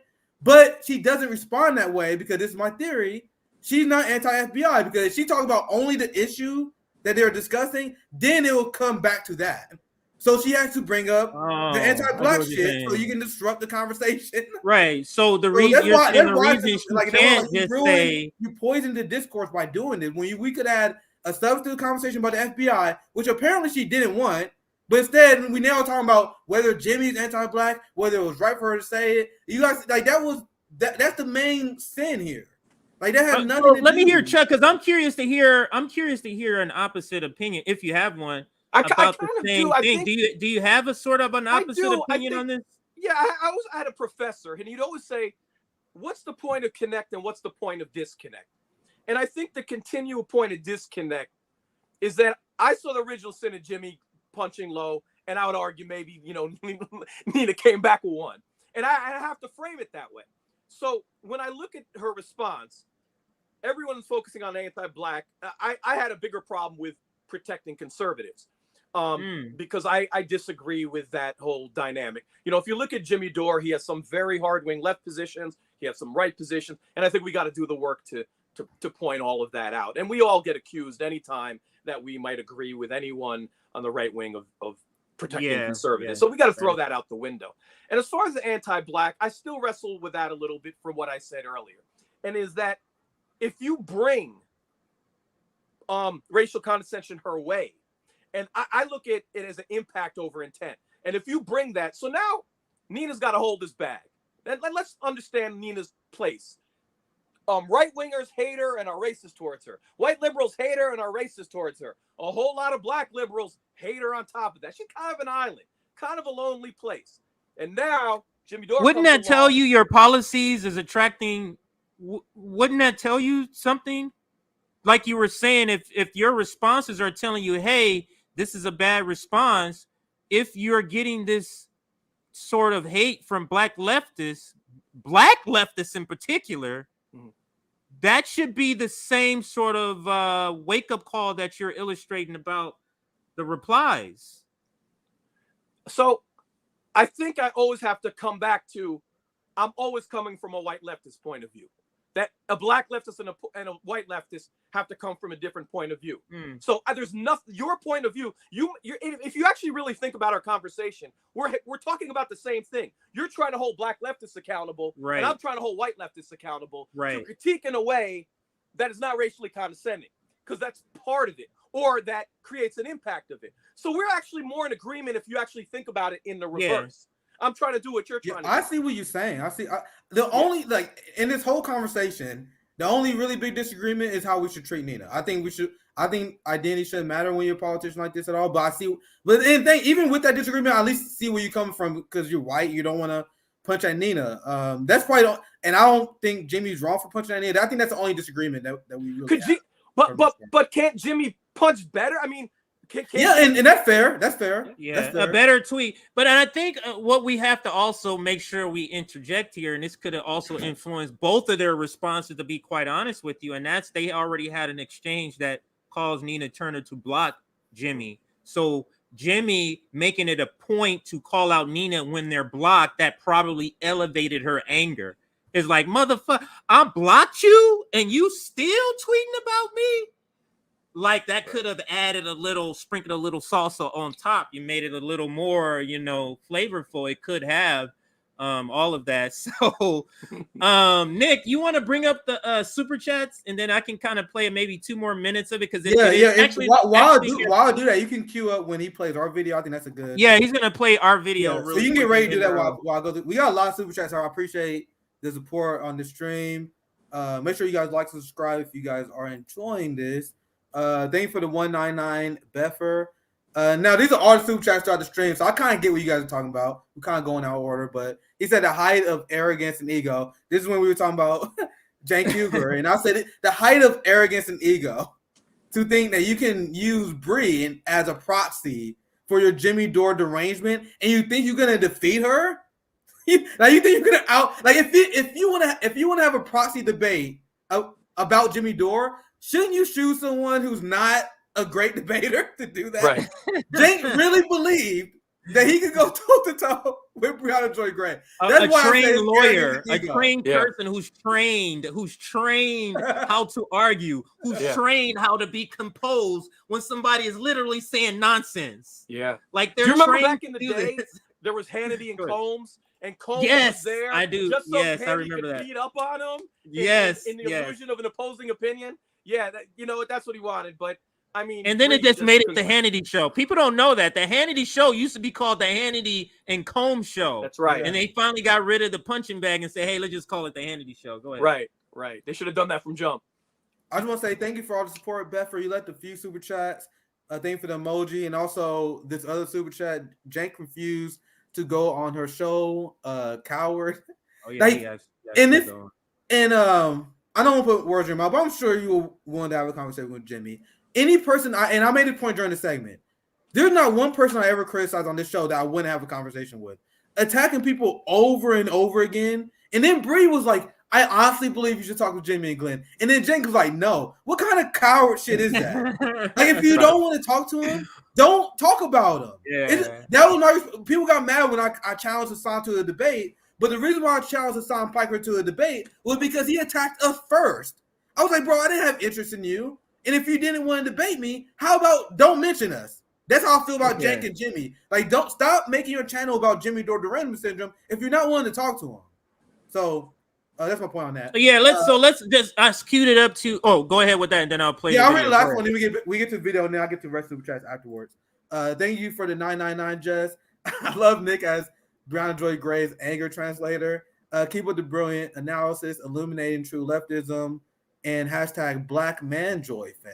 I like that hashtag. That's pretty powerful.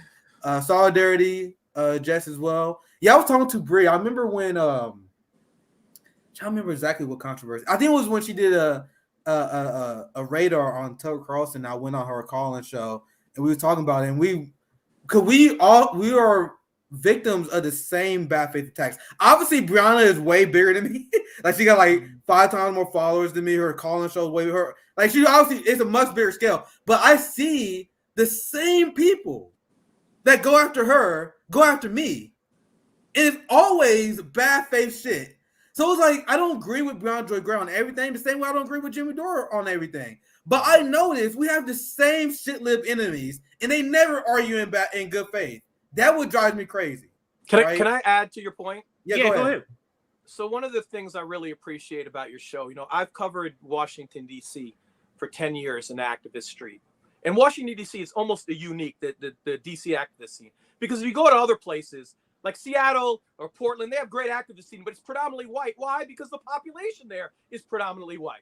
So it would be natural that a lot of the activist scene is white, the leftist activist scene. In D.C., it might be one of the only places where the majority, it's a black left activist scene. And I've learned so much from them, from the people that I cover and the organizations that I cover over 10 years. And at no point did I ever turn on my TV and hear the point of view that I was hearing in the street in DC, which is half black, in media. So when you come along and you're saying things, I am hearing things that I've been covering. I'm hearing real things. And that's really, really important. And, we all disagree about this or agree about that. But there has to be representation of black left activism in media and in the media that are there in the streets, because they're in other places all across the country and they're being ignored. So you're going to be the person I tap for our activist summit, because we're going to have a summit where we just have a bunch of activists coming on talking about their. So I'll reach out to you, Chuck, to for some names. But go ahead, Nick. Oh, I'm sorry, CJ. I'll bother you real quick. I saw Chuck. He posted videos where he interviewed Finney, our old revolutionary black. Yeah, that was the first interview I ever saw of Finney. Yeah, I probably interviewed her 100 times, to be quite honest with you. And you only need to see a Finney in your mic once and your mic blows up, your phone blows up, and you're like, I think, the first time I interviewed her, it's so unprofessional. And I was like, I need to hug you, right? And I hugged her right there, and I don't do that. I'm like, we're going to be talking. And this is like very early in the George Floyd process.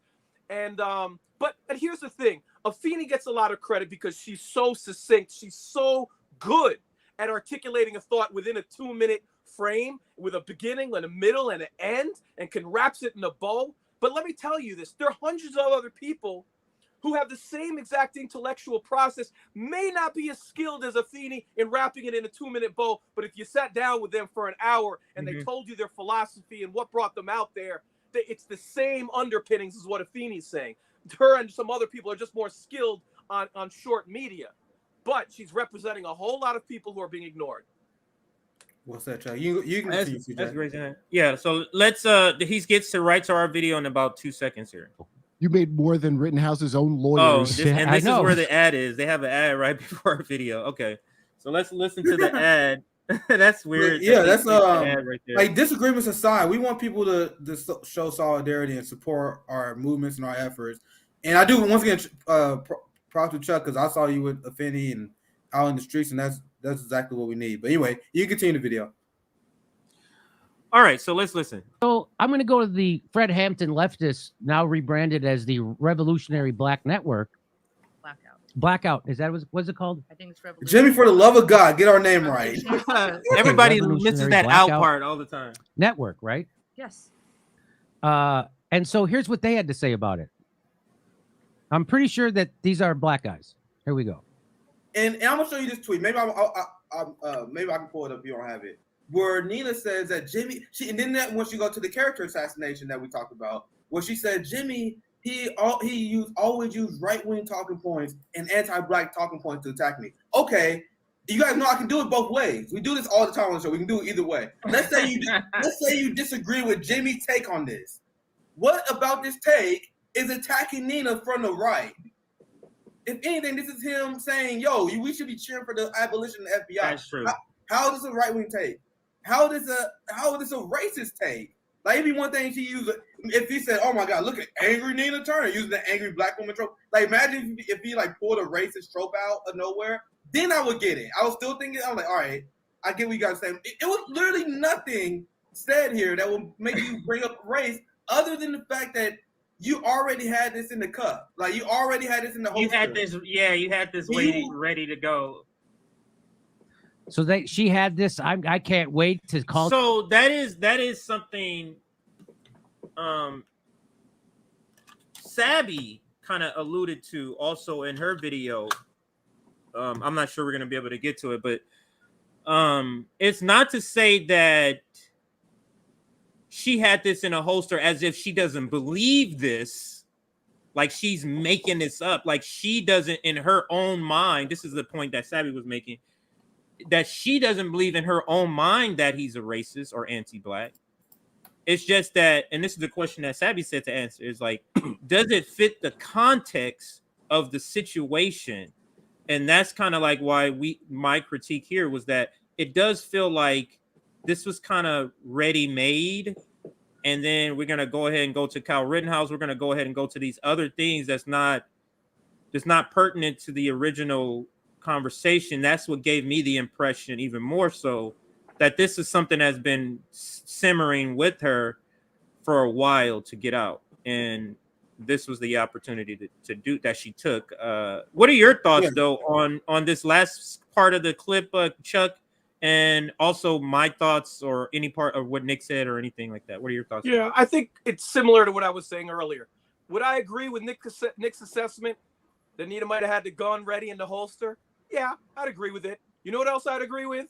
Jimmy Dore also had a gun in a holster going after that tweet at first. So I got both those. Both people had guns in their holster. And you know who drew first? Jimmy did. So that's where I think my recurring I can agree with that. I can agree that Jimmy, not necessarily the critique about the FBI, but he had in a holster that I'm waiting for Nina to do something so I can point out that she's still supporting the Democrats. Like he had that in the holster. Yeah. But I think Jimmy has that in the holster for all progressive Democrats, in particular, the ones that are more popular, but certainly for Nina, considering the last time they interacted on Twitter, she blocked them. So he certainly had something maybe lying in the wait for her. Nick, did you have any point of view on that? Yeah, the only thing I was saying, we can get the super chats, or unless you have anything else to add. No, is that the reason why I'm like, Nina, you're a politician, is because Jimmy, as you mentioned earlier, Chuck, attacks everybody. Like he calls out Bernie Sanders with intense aggression. Is that anti-black? If he doing so, what I see is a guy who consistently attacks politicians. So then you, as a politician, can't say, "Oh, you can't attack me because I'm black," and now you put anti-black. And she's trying to pretend that she was a unique victim. He's a media personality. The media job is to hold politicians accountable. Now we can have a debate whether like the mechanisms of what you did was fair. Was it unfair? Did you go too hot? Did you not go hot enough? Like we can debate that. But just going after her is not enough to say to use anti-black, and that was my main point that I made quite a few times. So we don't have to keep reiterating it. But it's like it robbed us an opportunity of having a great discussion. And when you listen to Savvy's conversation, she was just upset because as a black woman, seeing like the race car used to diffuse a very productive conversation, how the left is being splintered. I have a slightly different take because I'm like, I'm done trying to have this fake unity on the left. We had it, didn't get us nothing. We need to have discipline. We need to have a revolutionary discipline left. Lenin wasn't holding hands and saying Kumbaya with people. He was literally famous for being a left infighter. He called out a ton of people who he was like, dude, there's a lot of these fucking liberals who are misreading Marx. And he used to call them out because he said, if you don't call out those weak links in the revolution, your revolution will fail. So I think instead of, and I think this is what Savvy's saying, this is my final thoughts on this. Instead of going to the character assassinations, which I know there's a beef between Nina and Dore, and that's one thing, it would be much more productive if Nina would just respond on the substance of the issue. And I know that you may not like the fact that Jimmy go after Nina, but as someone in media, we are here to aggressively hold politicians accountable. So that's my final thought, Chuck. I'll give you last on the story, and then we can go to super chats if you want to add. If you want to add anything, I have nothing else on the topic. I don't have anything. Yeah, I said my say. Yeah. I feel like I said it, and I think my last comment on Jimmy Dore is, you know, everyone's greatest strengths are greatest weakness. Yes, he goes aggressive at everyone. I wish that he would modify that when he is going after a Nina Turner, when he's going after certain black people, because the way he's so aggressive, there's an element to his aggression that has a larger impact with his followers, how it's perceived. And I wish that he would make modifications and make adjustments when he proceeded. I do it. I think all white leftists should do it. People might disagree with me on that. That's what I would like to see from Jimmy Dore. I'm trying to do it myself. I have a similar situation where the way you see me on these streams, this is how I am in real life with everything. So you might like it. Oh, Jay, yeah, CJ. Imagine this over a ham sandwich. Imagine this. You know what I'm saying? Imagine this over a TV show. You wouldn't be like, oh, CJ. No, you'd be like, damn, turn that shit down. So I have to adjust all the. I have to. Yeah, you guys have not seen reminded. You guys see everything when it's sunshine and rainbows, but we're talking about RBN, the future RBN guys. We had some heated discussions. Yeah. Before, so that's just how we are, and then we shake hands afterwards. We love each other, and that's kind of how my politics is as well. So let's get through some. Yeah, super chat so we can get out of here. Super chat. Because I think over 3 hours. Yeah, it was a great super show today. Make sure you guys like and subscribe. We doing a show with Wyatt tomorrow, right, CJ? Wyatt and Kamal from Black Power Media will be on. Oh, that's about to be fire! Yeah, let's go. Black Power Media, RBN collaboration. They're back. I'm actually hyped for that. So I'm gonna be joining CJ, and I'm gonna be doing an RBN live for a while. While like the internet was good today. This wasn't for it's good today. It's crazy. Sometimes it fucks up because the infrastructure is bad. That's why I couldn't finish my live stream yesterday. But we still gonna keep pumping out the great content. And I know Savvy's gonna be live in like 15 minutes. So let's make sure you check out her. Is that all the super chats? No, we got quite a few. So let's. Oh, I was gonna say because maybe I can shut the fuck up. Thank you for the $5, Tortuga. And remember, this is all the super chats, so they all going from the beginning of our live stream. Yeah, so it might they be. They said, "Hey, Cenk, go ahead and make up your strawman BS," because they started saying that because Cenk was strawman. Yeah, he is. Their entire debate. Thank you for the $5. Chomsky was wrong about force of vote too. Deadly wrong. Like, man, Chomsky has been disappointing. I'm glad that he's back to making the shit live upset again because Ukraine. That's what I like to see. I like to see known Chomsky saying shit that make liberals squirm. He had a lot of disappointing takes. Force of vote was another one. The Vanguard did an interview where he was exposed for not being forced to vote. I really wish I would have did it. Anyway, it was a great interview by them. I'm not gonna say anything, but I really wish I would have had a chance to put back on him on that because his argument was ridiculous. He was like, "Will you kid ask for candy because you want medic?" Nigga, that would be like saying during the civil rights movement, "Oh, you guys want candy?" Like that. No, you make demands, and sometimes you get them, and sometimes you don't. You just want shit over the window. But anyway, I'm gonna try to go faster through these. But thank you for $5, Shane. Our great friend, comrade Misty. Love Misty. Oh, she's here. I gotta have you back on. Free Julian. I love the super chat.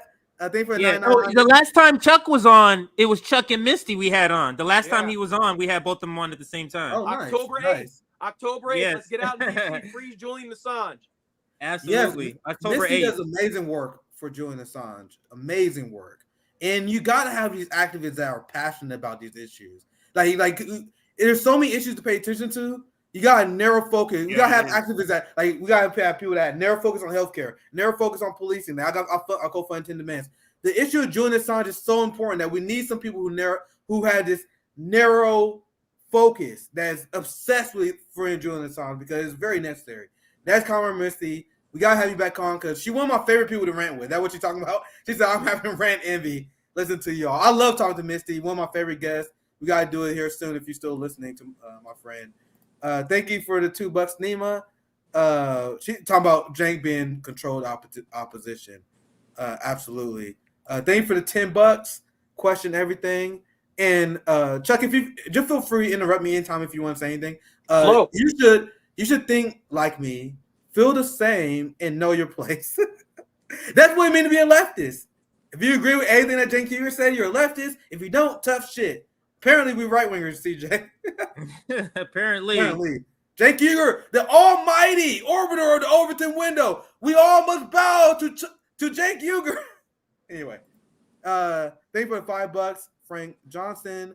I think he wants to host. I think that's the missing word there. I think wants to host Jimmy Dore show. I mean, it's literally all he talks about.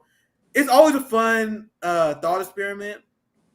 Like whenever you go to TYT or Majority Report's videos, like obviously they do much better than us, but proportion to their subscribers is pretty pathetic, right? Yeah, it's pretty But bad. then every once in a while they will have a video that have 100,000, 200,000 views, and that only happens when they do a Trump video and a Jimmy Dore video. That's it. That's why they talk about it. Not serious. They don't talk about him because they think he's just the number one threat to the left. They talk about him because he get clicks. It literally is just that simple. It literally just that simple. Thank you for the $5. Reparations is about paying black people what is owed. Had nothing to do with white people atoning. I actually disagree because it's actually both. And there's all in the reparations movement. There's not a monolith here. So the reason why reparations is so important is for the healing factor of it. Yes, it's a debt owed, but the amount, and there have been a lot of black philosophers who write about this. There's a lot of white guilt in this country, right? And that white guilt manifests in many different ways, positive and negative. The amount of just natural healing that will occur, white people knowing that they paid our debt. That is, like, you know how they want to ban critical race theory because Ron DeSantis, he doesn't want little white Timmy to feel bad about what his ancestors did. That would be alleviated if you guys paid our debt owed. So I love the super chat, and I get what you're saying. I just have a slight disagreement because I actually do think the healing part is important. Like that's why you got to pay reparations to the Japanese internment camp people, and not just because what you did. You need to heal. You need to move on. As a society, we all got to come together and live together. And we can't do that if there's this massive debt, this massive elephant in the room that you guys won't address. Go ahead, CJ. I know you want to chime in. What does if you owe somebody money and you pay them back, how does that make you feel as the person who had to pay them back? Do you understand paying reparations will give the white Americans a sense of we're doing something to pay back that debt instead of you having to keep hiding from it, which you keep having to do every generation. You keep having to distance yourself instead of embracing and saying, let's pay the debt that our ancestors owed to them. And it's to get us out of your back too, get us out of your hair. You get what I'm saying? So it kind of works both ways. Just think of it as when you pay a debt back to somebody that let you borrow money, it's freeing. It frees you up. It's liberating. That's a better way to say it. It's a moral weight and the thing is, like, I'm not asking you to kneel and bow to us like, oh my God, I'm so sorry. Just support reparations and we can get that debt owed. We can start the healing. That's all we need. That's all we want. We don't want you to beg for it. Like, we don't have to do all this stuff. Like, that's such an easy way to healing. And the comment is right because it is a debt owed. That is the most important part. But I do think as a societal element of reparations, the healing is important. But anyway, thank you for the $20, Gassan. Glad you guys stand up for this sensitive issue. Dore versus Nina, coming from you will mean a lot. Whether you guys agree or disagree with our take, the reason why we started RBN is because there was no black left voices. If it wasn't for us, who the black left voices talking about this? You guys have a bunch of white people talking about this issue and pontificating. So disagree or not, and I'm sure like we're not the spokesperson for the black community. Black people are not monolith. There are black people who agree with us and disagree with us. We just want to provide a voice that literally wasn't there. Like you have like a handful of people that work for white networks. Like you have the people who have the access to end, like the Briahna Joy Gray, because she was a Harvard lawyer. She was the end. Hey, we got to talk about a black issue. Get Briahna Joy Gray. Oh, there's a black issue. Get Dr. Cornel West. Those are the only two people. Nico House was doing it before, but he wasn't allowed access to the club, right? So there was only like 2-3 black people you will ever hear from.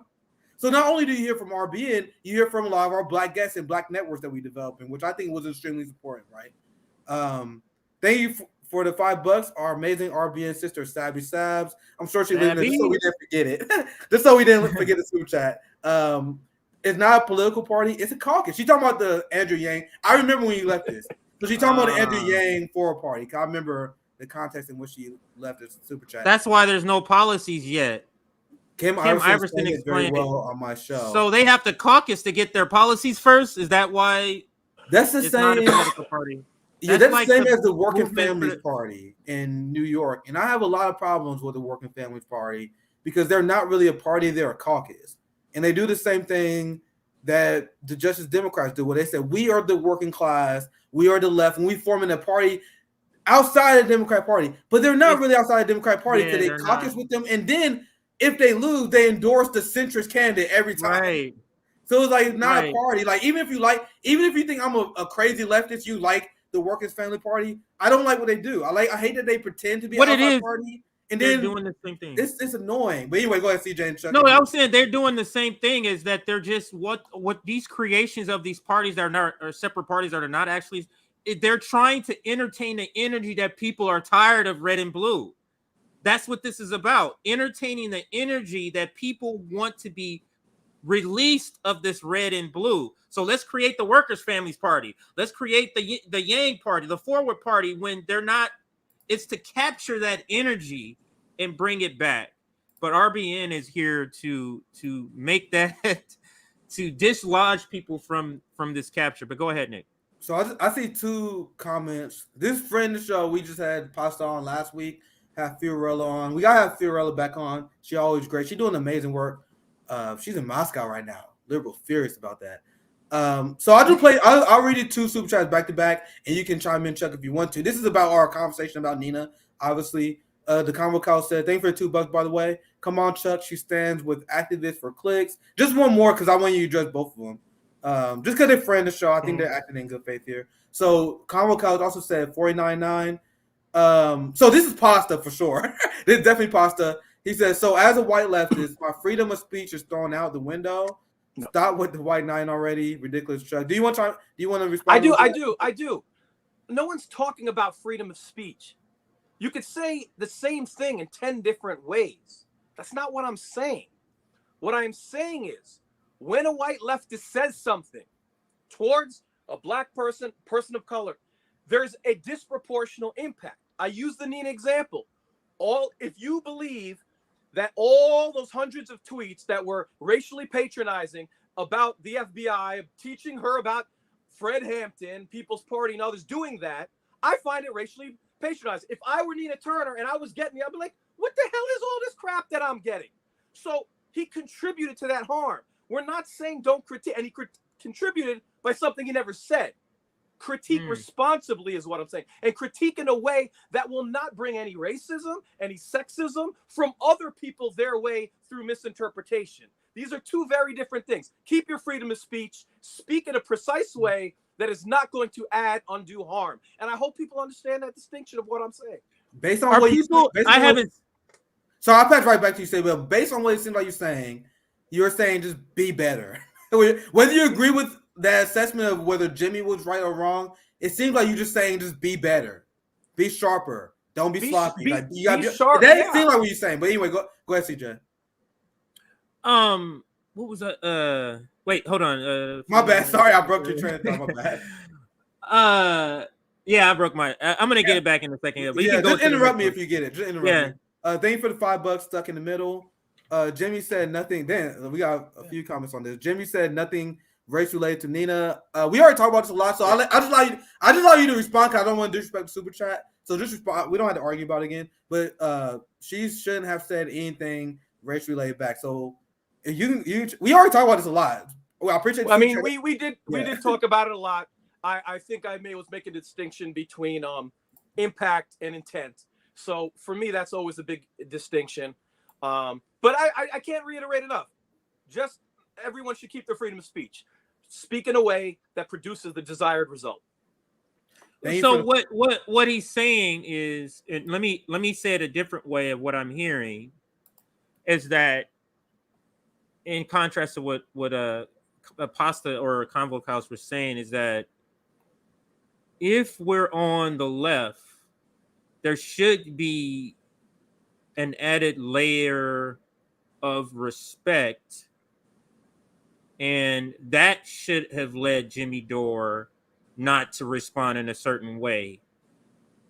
I can see it that way if you consider them on the same side, but if you're just talking about person to person, then I would not. But maybe I'm just trying to look at another way of looking at it. I guess if you're saying, hey, we're all trying to be better leftists, I guess, like what Nick was saying, we just be better, I guess, is what you're saying. I'm a reformed liberal, right? There are other reform liberals out there. I know we like. Yeah, me too. I'm one you too. know, when I'm in the street, we have these discussions, and people joke at me, Chuck, stop trying to get some white liberals. You're wasting your time.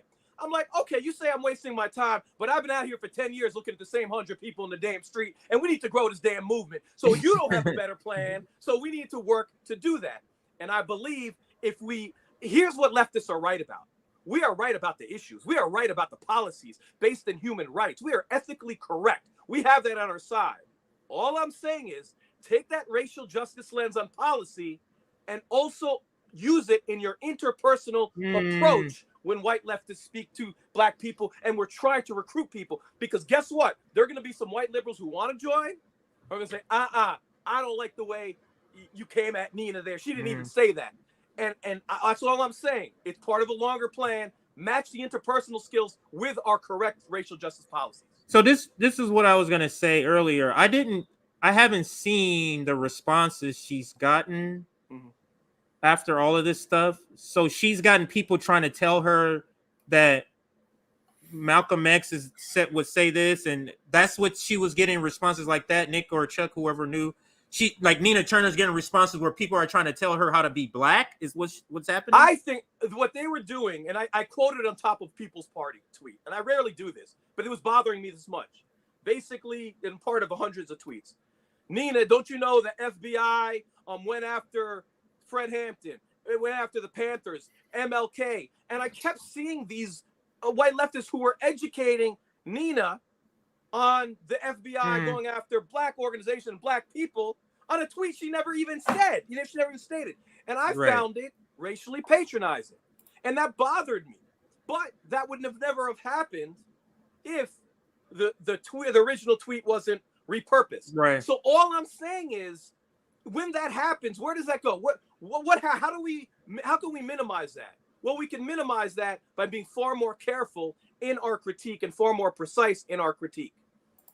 Absolutely. All right, so we had a lot of dialogue. Yeah. I'm not gonna be Let's into the finish up. I'm a broken record. I'm gonna it's because I'm reading all the super chats. So a lot of these super chats was coming as we was talking about that. So not that we trying to rehash it, so I'm just going in order. So yeah, just read them. Just go ahead. I'm just reading them, and then you can respond if you want. Because I feel like we said everything there's to be said on this. So let's go. Thank you for the $5, Jonas. I think Nina tweets was intentionally ambiguous. Always struggle with that one. It wasn't cheering the FBI, but it also wasn't calling for the FBI to be abolished. Not an accident. That's just something I said as well. Like I thought what was the other example I gave? Yeah, the same thing with the Marjorie Taylor Greene, Julian Assange thing, where people they were saying, yeah, we agree on this issue, but you shouldn't be complimenting Marjorie Taylor Greene. And I'm like, bro, I don't think you agree with me on this issue. I don't think you just use it as an excuse. That was I just see people doing that. And I really hope Nina clarifies whether she supports abolishing the FBI or not, because I was just gonna say that. I just think that if you're not for abolishing the FBI, it seems counterproductive for Nina to have to put this tweet out. If you are not for abolishing the FBI, unless you're trying to hedge and say, I know these right wingers are about to out left me, and that's what's coming. So it was more of a fear, maybe. I don't know, but go ahead. We only got two more contributors. Okay, let's finish these up. Chris left 3, so I'm gonna play them back to back, and then we got one more after that. First, they was asking what right wing positions does Jimmy Dore hold. I see another one. Chris says 199. Thank you for the support, Chris. Jimmy should modify when talking to black folks. And one more for 499. Thank you for support once again, Chris. That Bree Jank thing was golden. Bree was so gracious and brilliant. One of the best communicators of our time. Yeah, I watched the Sam Sear debate and I saw Cenk Uygur debate, and she destroyed both of them. That's in a nice way. Like, there's no way with no profanity. No profanity yelling. She did really well. So that's all I have to say. Thank you for the $5, Nima. And this is the last super chat of the day. So does Chuck think Jimmy should go soft on Colin Pound calling Lisa Rice? You can comment. Yeah, so that's a good. I mean, it's a funny point. It's not really. It's not. No, it's a good. I don't know. I don't really. It's a funny point, but how do you go after Colin Powell, Clarence Thomas, and Condoleezza Rice? No, it's a good point. It is a very good point. Yeah, it's a good point. But none of those people have done certain things, in my view, to earn a line of credit that Nina has, or come close to doing what Nina has. That's to my point earlier. That's to my point earlier that I can see it in the context of you're saying we're all on the same side. So we have to understand, let's behave this way with people on the same side. If that's your look at it, I guess, it could be that way. But this last super chat does make a great point. Nick, check. We've come to the end of the stream. Yeah. Where can people find you? What's up next for you before we go ahead and end the stream? First of all, I'm sorry if I beat a dead horse at times with the recurring questions. So my bad on that one. I think it was a good conversation. On Twitter, do sports writing, Deadspin. I'll probably pop an article next week. But most importantly, listen, thank you for having me. I really appreciate these exchanges, these debates, and I really appreciate both of you. I'm gonna bring you on. I'm gonna start doing a sports show on here, and I'm gonna bring you. Yeah, do that. Why don't you never talk sports? I don't talk sports because I tried tweeting about it and people don't really respond. So I stopped. Yeah, people like I don't follow you for that. Yeah, this is a year. This is like a year ago. So I stopped tweeting about sports. But I can do a show. I'll do a show on here and I'll bring you on. Definitely. Let's do it. Yeah, because I mean, everything we talk about in society, it's right there in sports. It's all there. Yeah. You watch combat sports, Chuck? Did I watch what? Any combat sports? I don't. I'm sorry about. I'm a boxing fan. You should do a show. Boxing. Boxing. You should do. I know. I was discussing having a martial arts show because I was gonna have our friend Carlos Gallego. He's a Muay Thai. He trained Muay Thai. I'm not an expert. Just in general, like Q. We're gonna have we want to have a lefty martial arts show. You should do something like that, and I'll do. And then CJ having a sports show because honestly, I don't know. Yeah, I'll have a sports sports exact show. opposite. Like I used to follow basketball and football all the time because I used to play football and basketball in high school. But then once I got into martial arts, I only watched combat. You left it behind. I used to be a big football fan, and I used to watch the Kansas City Chiefs all the time. Then during the Priest Holmes, Tony Gonzalez era, I loved the Chiefs. Priest Holmes was amazing. Priest Holmes was freaking a beast. Yeah, he was Priest a Holmes beast. was my favorite player. I used to play fullback, not running back. I used to be right in front of the running back. Oh, you KC. So your team is winning. You better get into sports. Yeah, so the thing is, I don't even follow. You know, like Christian Okoye. I remember Christian Okoye was a beast too. Yeah, I used to be obsessed with the Chiefs, but as I got older and I got more focused on combat sports, I stopped paying attention to NFL, NBA. Now I'm like, bro, the Chiefs, they start winning the Super Bowl. Right when I stopped watching for real. I remember that playoff loss to the Eagles, Donovan McNabb back in the day, who I liked a lot. That broke my heart. That broke my heart back in the day. So anyway, that's the thing, Bill. You for years, defended it for years, but also you should be in the Hall of Fame. But you got to go back and watch the Chiefs because Patrick Mahomes is on. Yeah, I've been following. I'm just not as.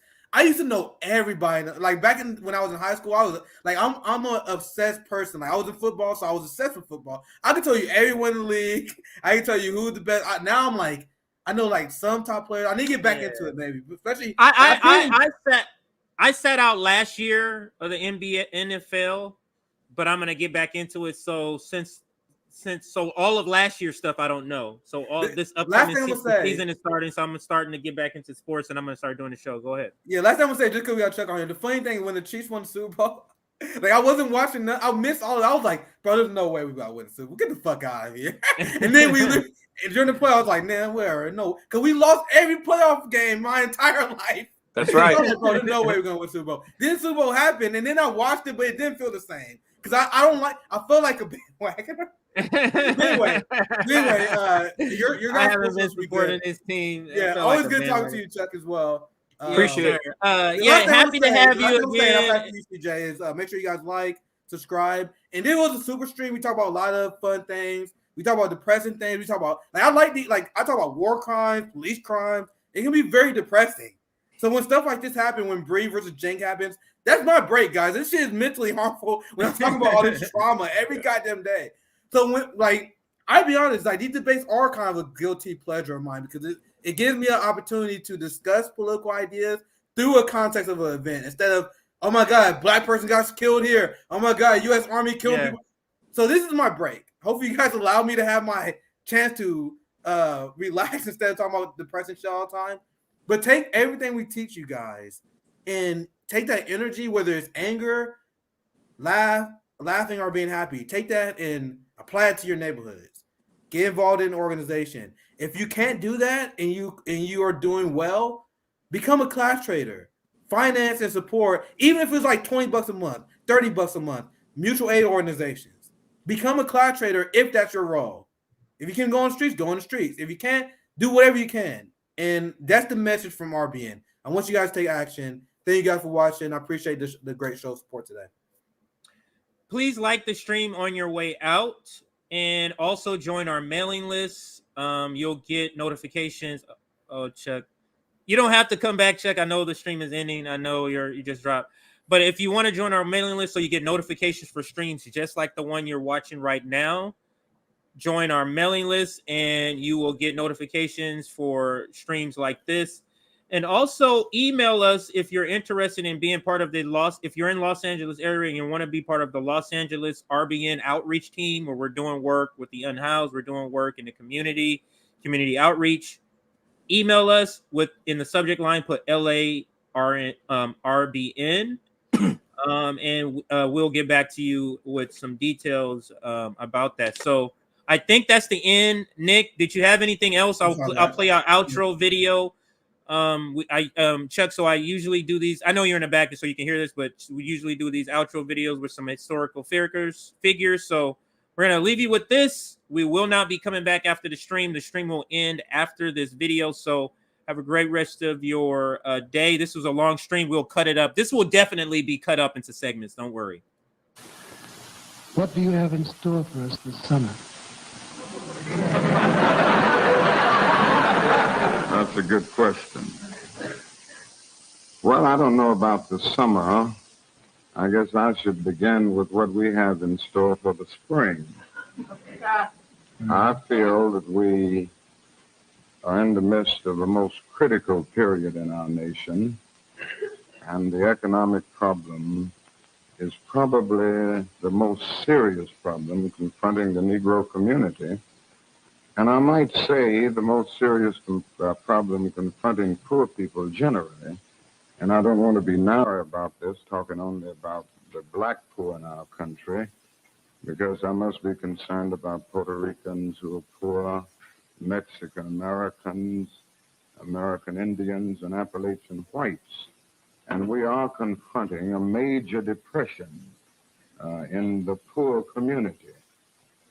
And I think the time has come to bring to bear the power of the direct action, the nonviolent direct action movement on the basic economic conditions that we face all over the country. Nonviolence has been a tremendous force in grappling with the social problem of legal segregation and the syndrome of deprivation surrounding that system. And of course, it has been a major force in grappling with the political problem of the denial of the right to vote. But in winning victories like the Civil Rights Bill of '64 and the Voting Rights Bill of 1965 around the issue of segregation and voting rights, we discovered that these legislative strides did very little to improve the lot of the millions of Negroes in the ghettos of the North and in the nation generally. In other words, it did very little to penetrate the lower depths of Negro deprivation in communities all over.